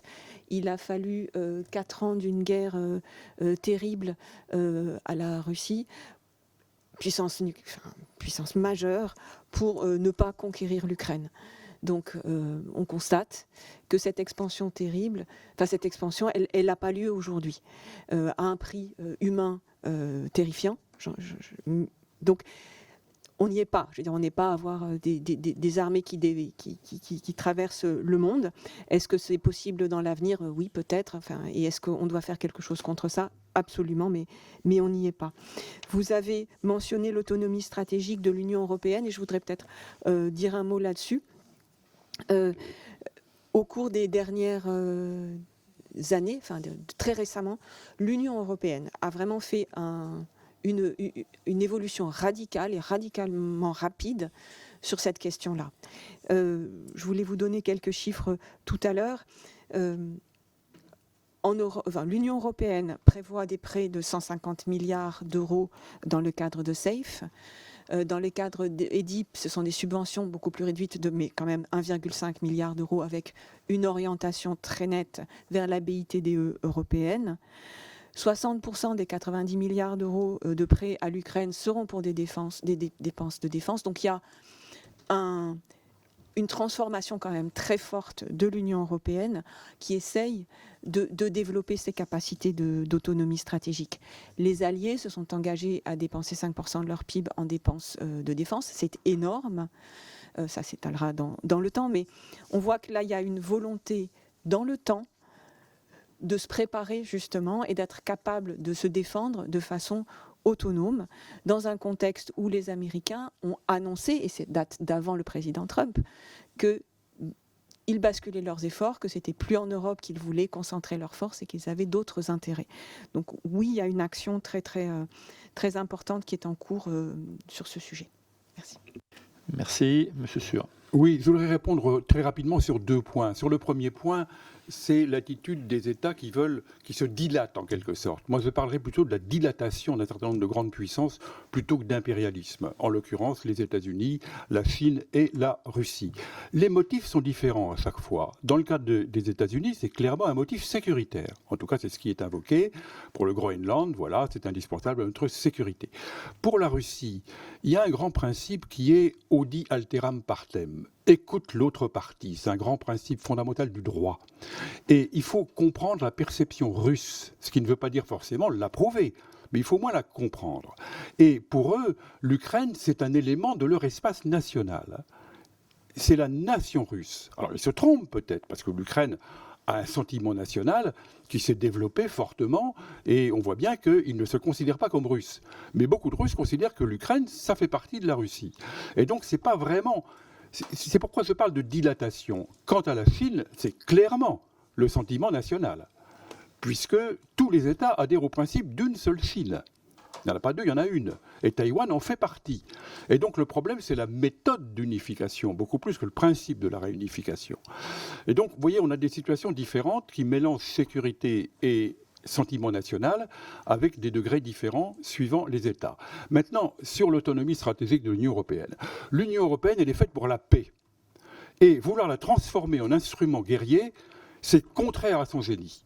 C'est radicalement contraire à son génie. Ça ne marchera pas. Vous imaginez une armée européenne avec un chef d'état-major allemand ? Mais enfin, ne rêvons pas. C'est complètement impensable. Ou un chef d'état-major collectif, comme le Conseil de sécurité avec les chefs d'état-major des 5 membres permanents. Ça n'a aucun sens. Donc s'il peut y avoir une autonomie stratégique, elle se fera en dehors de l'Union européenne. De la même manière que ce qui marche, c'est Airbus et c'est l'Agence spatiale européenne qui sont en dehors de l'Union européenne, il faut imaginer quelque chose qui soit hors de l'Union, qui d'ailleurs n'a pas compétence en la matière. Et il faut y intégrer les Britanniques, bien évidemment. Donc, je crois que vouloir transformer l'Union européenne en instrument guerrier, c'est une hérésie. Et c'est la manière la plus certaine de la détruire. Ça relève de l'assassinat par enthousiasme. Merci. La parole à présent à Monsieur Aurélien Taché pour la France Insoumise. Oui, merci Monsieur le Président, merci à nos experts ce matin. Effectivement, la course à l'armement à laquelle on assiste, qui est relancée, est une menace absolue pour la paix et la sécurité des peuples, et les mauvaises nouvelles s'enchaînent, puisque nous avons donc 5 pays européens qui l'année dernière se sont retirés de la Convention d'Ottawa sur la limitation des mines antipersonnelles. C'est la première fois d'abord c'était la première fois qu'un instrument juridique de cette portée avait permis de limiter de l'armement conventionnel, et qu'on assiste à ce type de retrait dans ce cadre. On a, vous l'avez rappelé à plusieurs reprises, la fin de New START sur le plan du désarmement nucléaire qui est très préoccupante. La Russie avait proposé aux États-Unis de prolonger d'au moins 1 an, ça a été refusé, donc il n'y a plus de cadre formel pour New START. Et puis il y a aussi, puisqu'on ne peut pas déconnecter cela de la discussion sur le désarmement, la volonté donc d'avoir une stratégie dans le cadre de l'OTAN où chaque le pays européen doit très largement réarmer avec 5% du PIB consacré à la défense. Alors vous venez de dire à l'instant que ça ne serait pas pour une quelconque armée européenne, une quelconque armée de la défense. Je partage votre analyse. Évidemment, on voit bien que les Allemands sont en train de réarmer totalement unilatéralement. J'aimerais savoir d'ailleurs quel regard vous portez sur ce réarmement très fort sur le continent européen, que ça va être essentiellement dans le cadre d'achat d'armement américain qui va donc là aussi relancer le complexe militaro-industriel états-unien. Et quand on voit ce que fait M. Trump en ce moment, on peut se poser des questions. J'aimerais savoir là aussi ce que vous en pensez. Et il faudrait au contraire que, ça a été dit à plusieurs reprises, la France prenne une initiative forte en matière de désarmement. J'ai été intéressé par ce qu'a dit M. Haute Couverture sur, par exemple, l'idée d'avoir une discussion avec les Chinois de ce point de vue-là. Effectivement, les Chinois aujourd'hui disent, d'abord, ils ont une doctrine de non-emploi en premier, no first use de l'arme nucléaire qui est intéressante à regarder, et ils disent, nous, on est prêt à venir dans un cadre multilatéral, mais on ne va pas, alors qu'on a beaucoup moins d'armement que les Russes ou les États-Unis, être mis au même niveau que eux dans le cadre d'un dialogue bilatéral. Donc moi, j'aimerais savoir aussi ce que la France, peut-être cette question pour Mme Calotti, prévoit de ce côté-là. Est-ce qu'il y a des discussions en cours? Quelles initiatives elle prend d'une manière plus globale pour la question du désarmement? Et peut-être une dernière question. On vient de voter dans cette Assemblée, pas mon groupe parlementaire, mais dans le cadre d'un projet de loi, une disposition qui élimine la Commission nationale d'élimination des mines antipersonnelles. Quelles finalement conséquences et quel signal la France envoie en supprimant cette commission au moment où des pays européens se retirent de la Convention d'Ottawa? Merci. Merci. Allez-y. Merci. Je commence rapidement à répondre à un certain nombre de points de votre intervention. D'abord, attention à ne pas trop amalgamer les instruments les uns avec les autres, même quand on procède par analogie. Il est difficile de comparer Ottawa à New Start. Le traité Ottawa est l'illustration de ce que disait Mme Calotti tout à l'heure, c'est-à-dire que l'arms control ou le désarmement ou les traités d'interdiction ou de non-prolifération sont instrumentaux. C'est-à-dire qu'ils doivent servir un objectif. Quand des États qui se trouvent sur le flanc est de l'Europe estiment que les mines antipersonnelles redeviennent utiles sur un théâtre d'opération, alors, naturellement, le traité Ottawa cesse d'avoir pour eux son utilité. D'où cette volonté d'un certain nombre d'États de sortir d'Ottawa. Ottawa était une belle réalisation. Elle reste un traité important et la fin des mines antipersonnelles demeure un objectif. En revanche, dans l'instrumentation du droit, ce n'était plus, et ce n'est plus pour ces États, une priorité. On peut le comprendre. Et on aurait été à leur place, on aurait probablement fait la même chose. New Start, attention aussi, je répète ce que j'ai dit tout à l'heure, pour moi, la fin, ou plutôt l'expiration du prolongement de New Start, le 5 février dernier, n'est pas un événement, ou plutôt n'est vraiment que l'écume de quelque chose qui a commencé en fait avec SORT, avec la fin de Start et avec le processus qui aurait dû commencer de dialogue stratégique post-Start, New Start, c'est-à-dire en 2011 sous Obama et qui n'a pas commencé, c'est-à-dire l'élaboration d'un instrument ambitieux qui n'existe plus depuis la fin de Start 1. Donc finalement, la fin de New Start là en février, c'est pas si grave que ça, c'est pas si important dans la mesure en plus où il est très probable que les deux parties s'en tiennent au plafond pour l'année qui va arriver. Ce qui va être intéressant, c'est de voir quel dialogue est entamé cette année entre les deux pour voir ce qui peut advenir. Et je termine sur un terme que vous avez employé, le no first use, le non-emploi en premier de la Chine. Attention, pour eux, c'est la pierre d'angle de leur doctrine depuis 1964. En revanche, il est sujet à caution pour énormément d'États, et y compris d'ailleurs pour la France, qui ne comprend pas le hiatus croissant qu'il y a entre cette doctrine qui, dit-on, est intangible et l'augmentation considérable en cours de leurs armements, surtout dans les segments courtes et moyennes portées. Par conséquent, il y a un hiatus qui devient difficile pour eux-mêmes à soutenir entre cette permanence de la doctrine et l'évolution très rapide de leur arsenal. Donc le no first use, tant qu'il n'est pas mieux, en tout cas pour le moins, expliqué par les Chinois et contextualisé dans l'environnement stratégique d'aujourd'hui et non pas celui des années 70 et 80, ne demeure plus une garantie de sécurité pour les autres États. Donc attention, la first use, c'est fragile. Merci. Il faut alors limiter. Je ne sais pas qui veut prendre la parole, mais... Je veux dire un mot peut-être. Un petit mot. Oui, dans le domaine du désarmement et de l'arms control, il faut se méfier beaucoup du déclaratoire. Tout ce qui est déclaratoire n'a pas beaucoup de sens. Et le no first use, c'est du déclaratoire, donc ça ne vaut rien, en réalité. Et puis, je voudrais peut-être dire un mot sur la CNEMA, parce que j'en ai été membre pendant quelques années. Et le rôle de la CNEMA, ça consistait pour les ONG qui jouaient un rôle dominant à chercher des guichets. Mais on ne s'occupait pas des mines. Au contraire, on ne voulait même pas les enlever. On voulait développer une culture des mines, c'est-à-dire il faut habituer les gens à vivre avec les mines. Ben non, moi je disais il faut les enlever. C'est l'idée même de la Convention d'Ottawa. Laquelle Convention d'Ottawa, désarmement humanitaire, ne comporte pas de procédure de vérification. Et donc c'est déclaratoire. Et lorsque c'est déclaratoire, mais ça n'a pas de sens stratégique. Ça ne signifie rien en réalité. Et donc c'est une convention qu'on peut considérer comme cosmétique. Maintenant, peut-être un mot, alors là je crois que je vais beaucoup choquer. Mais je crois qu'à propos du réarmement allemand, on a créé un faux ennemi qui est la Russie pour réarmer un faux ami qui est l'Allemagne. Et moi, ça ne me concerne plus, mais j'espère que nos descendants n'auront pas à verser de larmes de sang lorsque l'Allemagne sera la première puissance militaire en Europe. Très bien, merci. La parole à Monsieur Barnier et ensuite à Monsieur Petit. Merci Monsieur le Président et merci à personnalité expert qui nous aide, qui éclaire nos réflexions. Je voudrais juste rebondir sur la réflexion que M. Suhr faisait tout à l'heure à propos de l'organisation de l'Europe. Au point où j'en suis arrivé de mon expérience européenne, après avoir passé 15 ans au sein de la Commission dans différentes missions, je pense comme vous, M. Suhr, que ce n'est pas le bon endroit pour imaginer la future dimension politique de l'Union européenne. Je pense que l'Union européenne doit se concentrer sur la consolidation du marché unique dans la ligne du rapport de M.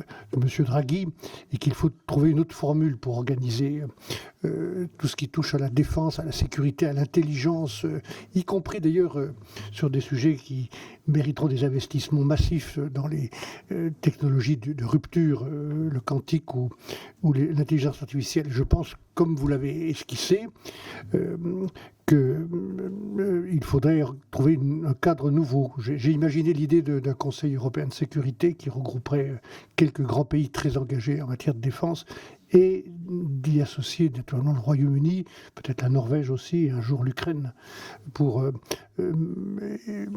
conduire tout ça. Pour ça que votre dernière réflexion me refroidit un peu. Je trouve que votre tropisme pro-russe et anti-allemand m'étonne un peu, mais je pense qu'il faut mettre l'Allemagne dans l'effort qu'elle fait ou qu'elle refait pour la crédibilité de sa défense dans un cadre plus collectif. À cette condition, je pense qu'on peut compter sur elle, davantage que sur les Russes, si je puis dire. Mais mon opinion personnelle, c'est qu'il faudrait aujourd'hui travailler à un autre cadre plus intergouvernemental et à côté des institutions européennes. Voilà ce que je voulais juste faire comme remarque. Merci, Monsieur le Président. Merci beaucoup, Monsieur Barnier. Oui, tout à fait. Je n'ai pas moi-même porté de commentaire sur ce que vous avez dit, mais pas partager les propos que vous avez tenus à la fin, bien évidemment. Je ne suis pas pro-russe. Je suis pro-intérêt français, ça n'est pas la même chose. Je ne suis pas du tout pro-russe. Très bien. Très bien. Merci. Madame Calotti.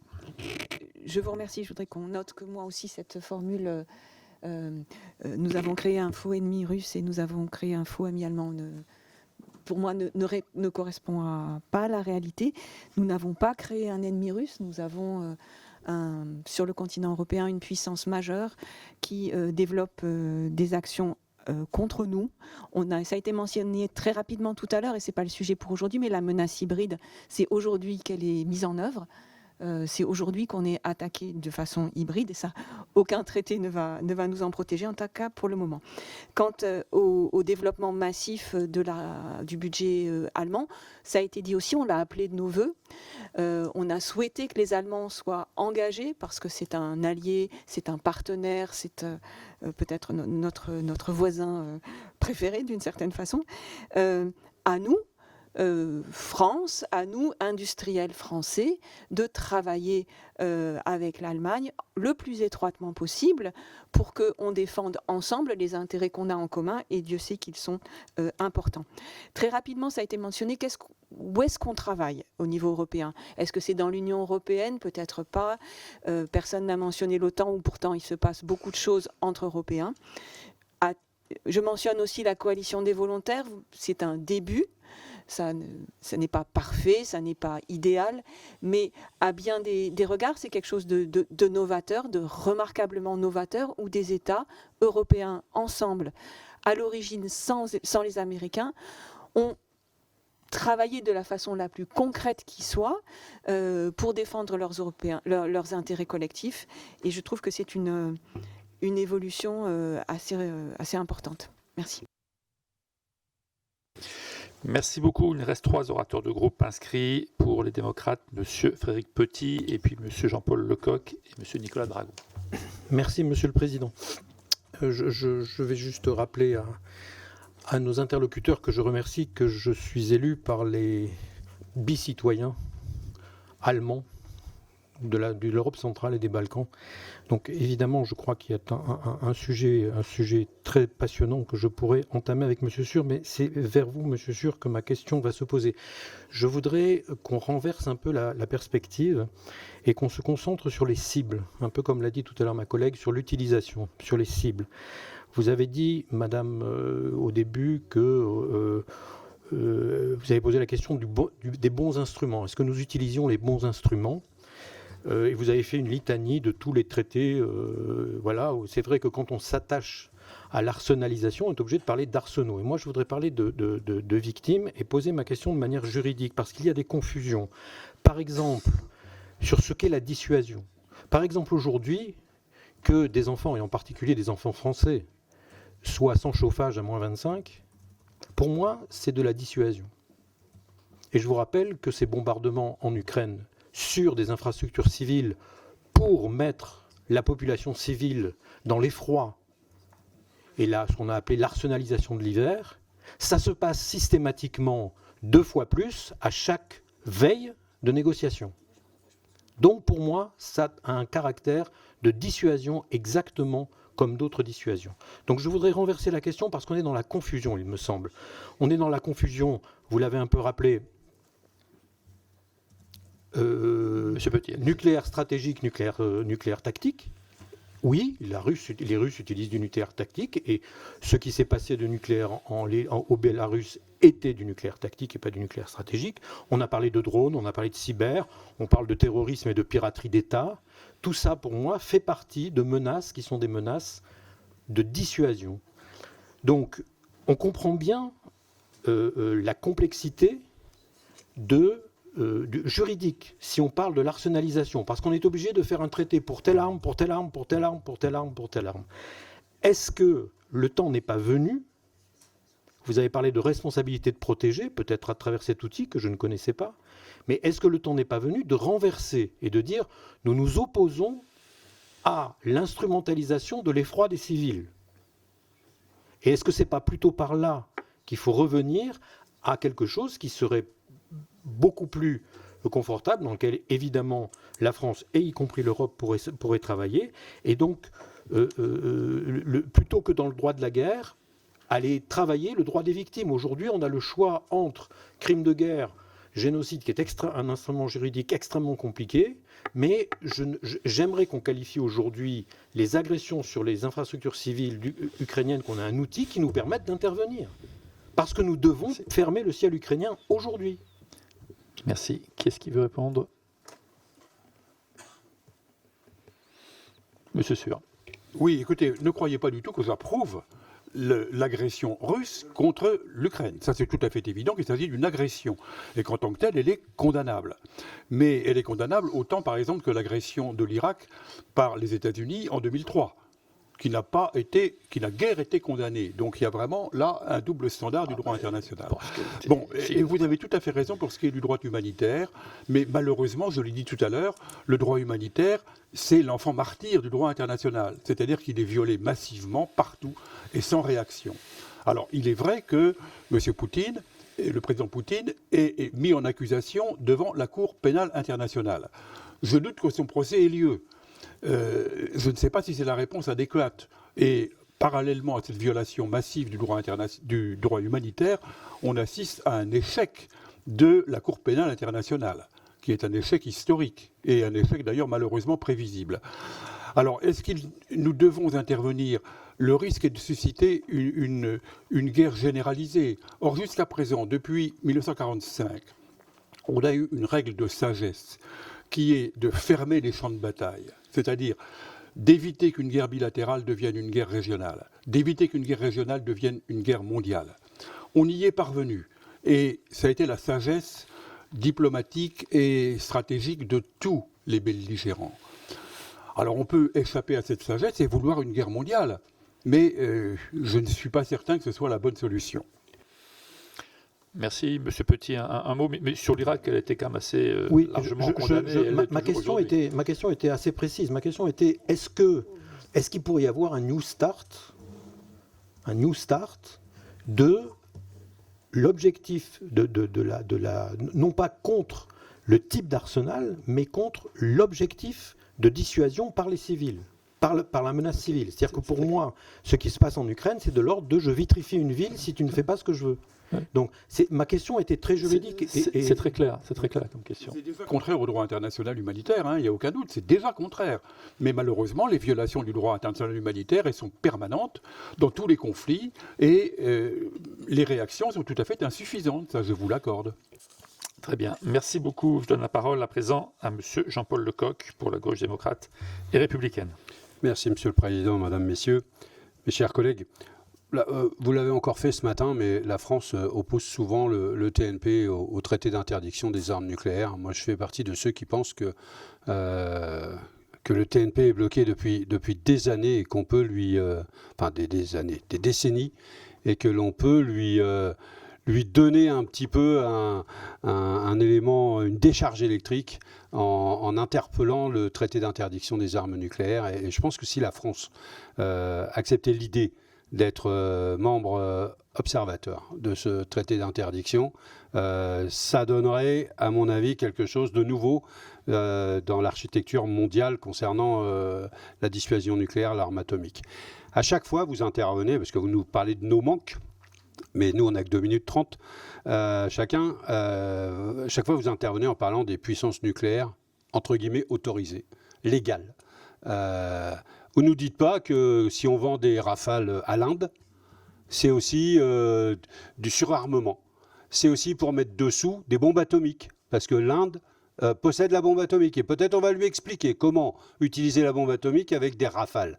Ça s'appelle du surarmement. Ça, c'est contraire au traité de non-prolifération des armes nucléaires. Ça, c'est le premier aspect. Le deuxième aspect que vous n'avez pas trop abordé, c'est l'aspect de l'espace. Il y a quelques heures, un milliardaire américain a décidé de bloquer les données qui iraient renforcer la possibilité de l'armée russe de pouvoir se déplacer, etc. Ça veut dire que le privé, ça veut dire qu'on n'est plus entre États, là. Ça veut dire que des acteurs privés peuvent peser sur l'architecture mondiale en ce qui concerne les questions de la paix et les questions du surarmement. Qu'est-ce que vous en pensez ? Qu'est-ce qu'on peut faire aussi dans ce domaine pour justement réguler tout cela ? Vous avez parlé des robots tueurs, et moi je pense que la France, là encore, elle pourrait porter des messages à l'échelle internationale. Enfin, c'était la vocation de notre pays quand même. Pourquoi est-ce qu'on a perdu ça ? Pourquoi est-ce qu'on a abandonné l'idée de porter des valeurs, de porter nos valeurs et de les défendre à l'échelle mondiale ? On est revenu sur l'aspect étriqué qui dit défense des intérêts de la France.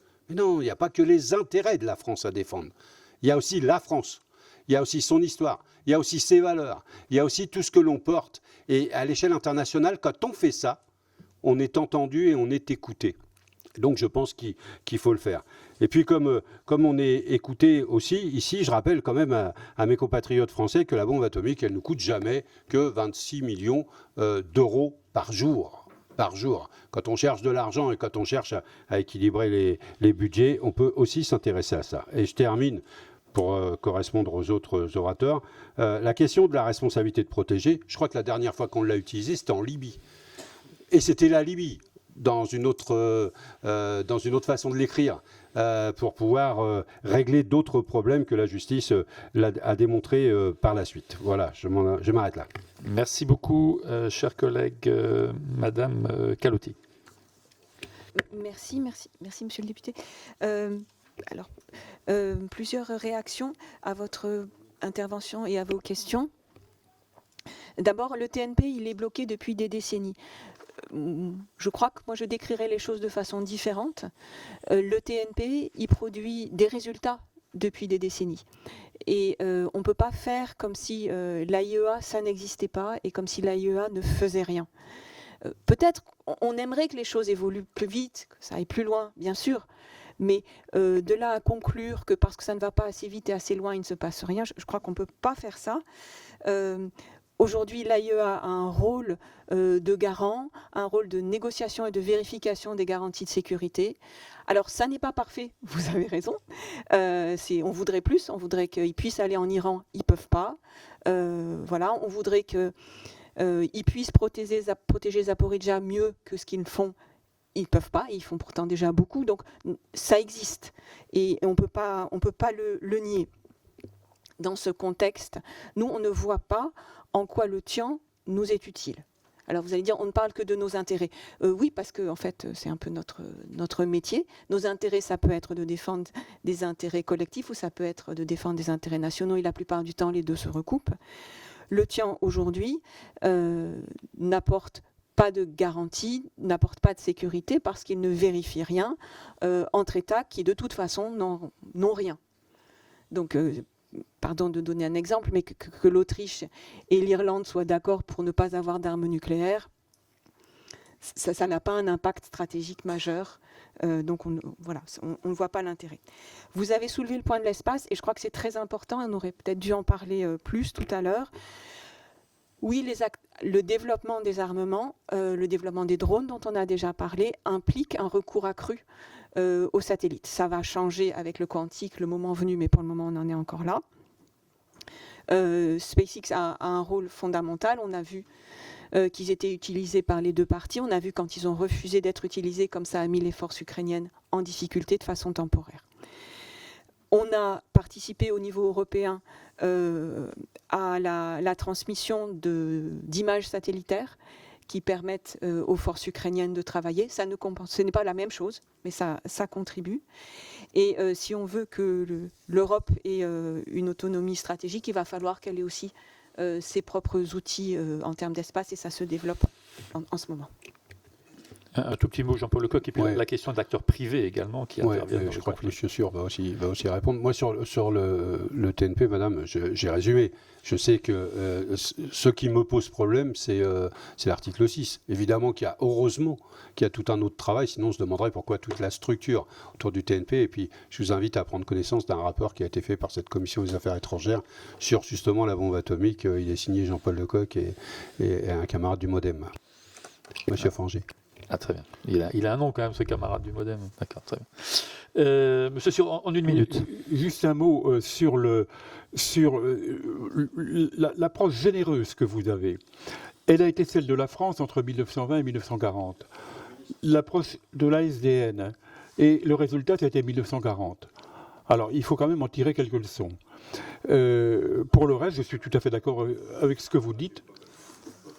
Je suis tout à fait d'accord avec ce que vous dites sur la participation des acteurs privés. Quant au TNP, moi j'ai dit que ça avait été une erreur de le pérenniser de façon définitive. Il aurait mieux fallu le réformer. Et en effet, il appelle beaucoup de réformes, notamment pour ce qui est de l'enrichissement de l'uranium, notamment pour ce qui est des procédures de vérification. Il aurait pu être amélioré, mais maintenant il est intouchable. Très bien, merci. En moins d'une minute, parce que là, on va commencer à trouver un peu de moins temps. D'une minute. Et ici, bon, absolument. Que les règles soient claires. Chacun est libre de ses propos et chacun est libre de ne pas les partager. Et ça n'engage pas la commission en tant que telle. Voilà, je vais rappeler quand même cet élément. Donc, chacun dit ce qu'il veut. C'est sa liberté d'expression. Et ça ne trouve pas toujours l'assentiment d'une majorité de la commission. Très rapidement, pour faire attention aux effets de loupe sur le régime de non-prolifération et sur le TNP en particulier. Le TNP, en effet, est moins bloqué qu'on l'affirme, vous savez. Regardez la dernière conférence d'examen. On a failli avoir un document final. S'il n'y a pas eu de document final, c'est parce que la Fédération de Russie s'y est opposée. L'immense majorité des États partis au TNP est fidèle et aux obligations et respecte ses obligations. Et l'AIEA travaille énormément. Et les inspections de l'AIEA dans tous les États qui ont signé des accords de garantie généralisés et des protocoles additionnels pour une grande partie d'entre eux, respectent également l'esprit et la lettre du TNP. Donc faisons attention aux effets de loupe. Il y a 3 piliers dans le TNP. Il y en a au moins 2 qui fonctionnent plutôt pas mal.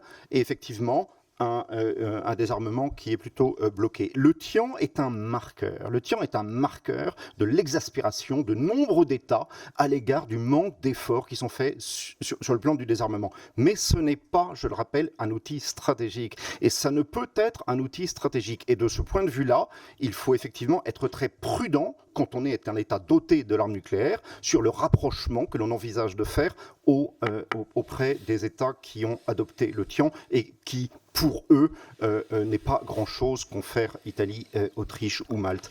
Et la France... Vous êtes engagé sur 1 minute, hein, mais comme vous répondez à Jean-Paul Lecoq, vous avez dernier mot pour répondre. Vous savez, la France n'est peut-être pas la mieux placée dans le cadre du TNP pour donner des leçons et dire ce qu'il faut faire. On a rejoint le TNP assez tard. C'est peut-être pas à nous de dire exactement ce qu'il faut faire. En revanche, je crois que la voie de la diplomatie française dans cette enceinte est de défendre, et il y en a peu qui le font, un usage responsable de la dissuasion nucléaire et non comme outil de coercition. Et je pense que c'est tout de même très important de participer de ce point de vue-là, comme cela, au TNP, et finalement, il y a quasiment plus d'États qui sont capables de le faire. Je serais bien embêté d'être un diplomate chinois au TNP vis-à-vis de l'article 6. Merci beaucoup. La parole pour le Rassemblement national à Monsieur Nicolas Dragon. Oui, merci, Monsieur le Président, Madame, Messieurs les intervenants.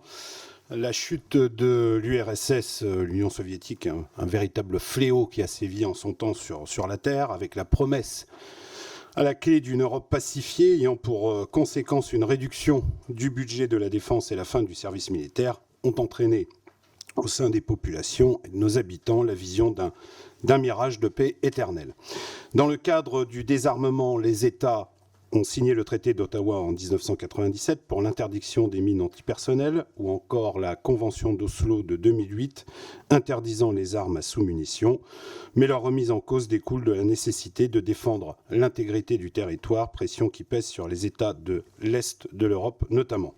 Ces États qui, depuis 2022, accroissent leur budget de défense, entraînent une prise de conscience sur l'ensemble du continent européen, donnant pleinement sens à la formule latine civis pacem parabellum, où le réarmement peut permettre une stabilité de la paix par la dissuasion.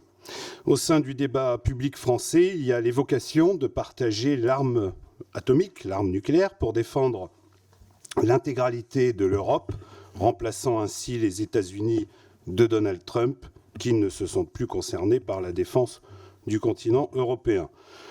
Pourtant, le déploiement de l'arme nucléaire au sein de l'Union européenne toucherait à nos intérêts. Le général de Gaulle avait perçu la nécessité en son temps pour la France de posséder seule une arme de dissuasion nucléaire. Et au Rassemblement national, avec Marine Le Pen, nous défendons bien évidemment la vision qu'a pu avoir le général de Gaulle. La France doit pouvoir avoir les moyens de pourvoir à sa propre défense avec un armement franco-français, des industries de défense françaises et une arme nucléaire appartenant exclusivement à la France, payée par les Français et destinée à la défense des intérêts vitaux français. Il est impensable de partager cette arme qui peut avoir bien évidemment des répercussions désastreuses. La France doit décider seule de sa stratégie de défense et ne pas dépendre de structures internationales pour son arsenal nucléaire. Alors, j'ai entendu mon collègue tout à l'heure qui disait que ça coûtait 26 millions d'euros par jour, mais oui, la tranquillité, on l'a aussi depuis 60 ans avec la détention de cette arme nucléaire. Je vous remercie. Merci beaucoup. Qui est-ce qui souhaite répondre ? Allez-y, madame. Merci, monsieur le député. D'ici quelques jours, ou quelques semaines au plus, le président de la République prendra la parole pour évoquer sa vision de l'arme nucléaire. Mais la dimension européenne de nos intérêts de sécurité, elle est présente depuis le début, depuis le général de Gaulle. Et je crois qu'il n'y a pas un chef d'État français depuis qui n'ait pas réaffirmé cette dimension européenne de nos intérêts, qui n'ont rien de contradictoire avec le fait que cette arme soit nationale et autonome. Merci. Merci beaucoup. Pour terminer cette session, je donne la parole à Michel Guignot et à Madame Christine Engrand. Ce sont les deux inscrits pour terminer notre session ce matin. Oui, merci Monsieur le Président. Mesdames, Messieurs, le 17 février, c'est hier, le ministre fédéral allemand des Affaires étrangères a pris position sur les dépenses de défense à réaliser afin de contribuer à une nationalisation crédible. À cette occasion, il a reproché au président de la République française de ne pas donner suffisamment de moyens pour y parvenir. Il s'est opposé à la position actuellement défendue par M. Macron de réaliser des dépenses à l'échelle européenne, actant une divergence fondamentale. Lorsque l'on parle de réaliser des dépenses de défense nationale, il faut procéder à la préférence nationale. Enfin, il a appelé la France à réaliser des économies, notamment dans le domaine social. Comme vous le savez, le budget dont la France se voit doté cette année a été imposé à la représentation nationale, et pour que nos alliés commencent à s'en plaindre, il faut en déduire que nous ne sommes pas les seuls à critiquer notre gouvernance. Madame, Messieurs, l'armée française est la première armée encore européenne en termes de puissance militaire et la 5e au niveau mondial. Pensez-vous que nos investissements actuels soient suffisants pour nous permettre de conserver ce statut international et de maintenir la crédibilité stratégique de nos forces armées?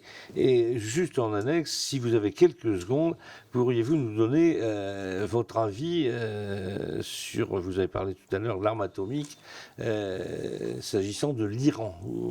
D'après vous, où en est-on réellement aujourd'hui, d'après vos analyses? Merci, Madame Engrand. Merci, Monsieur le Président. Messieurs, Mesdames, le vent de l'histoire a tourné. Là où l'on parlait encore hier de dividendes de la paix, nous voyons aujourd'hui les arsenaux se moderniser, les budgets militaires s'envoler et les doctrines se durcir. Les chiffres publiés par les instituts spécialisés confirment cette tendance. La course aux capacités stratégiques a repris, portée par la guerre en Ukraine et par une rivalité croissante entre Washington et Pékin. À cela s'ajoutent les technologies nouvelles, armes hypersoniques, intelligence artificielle,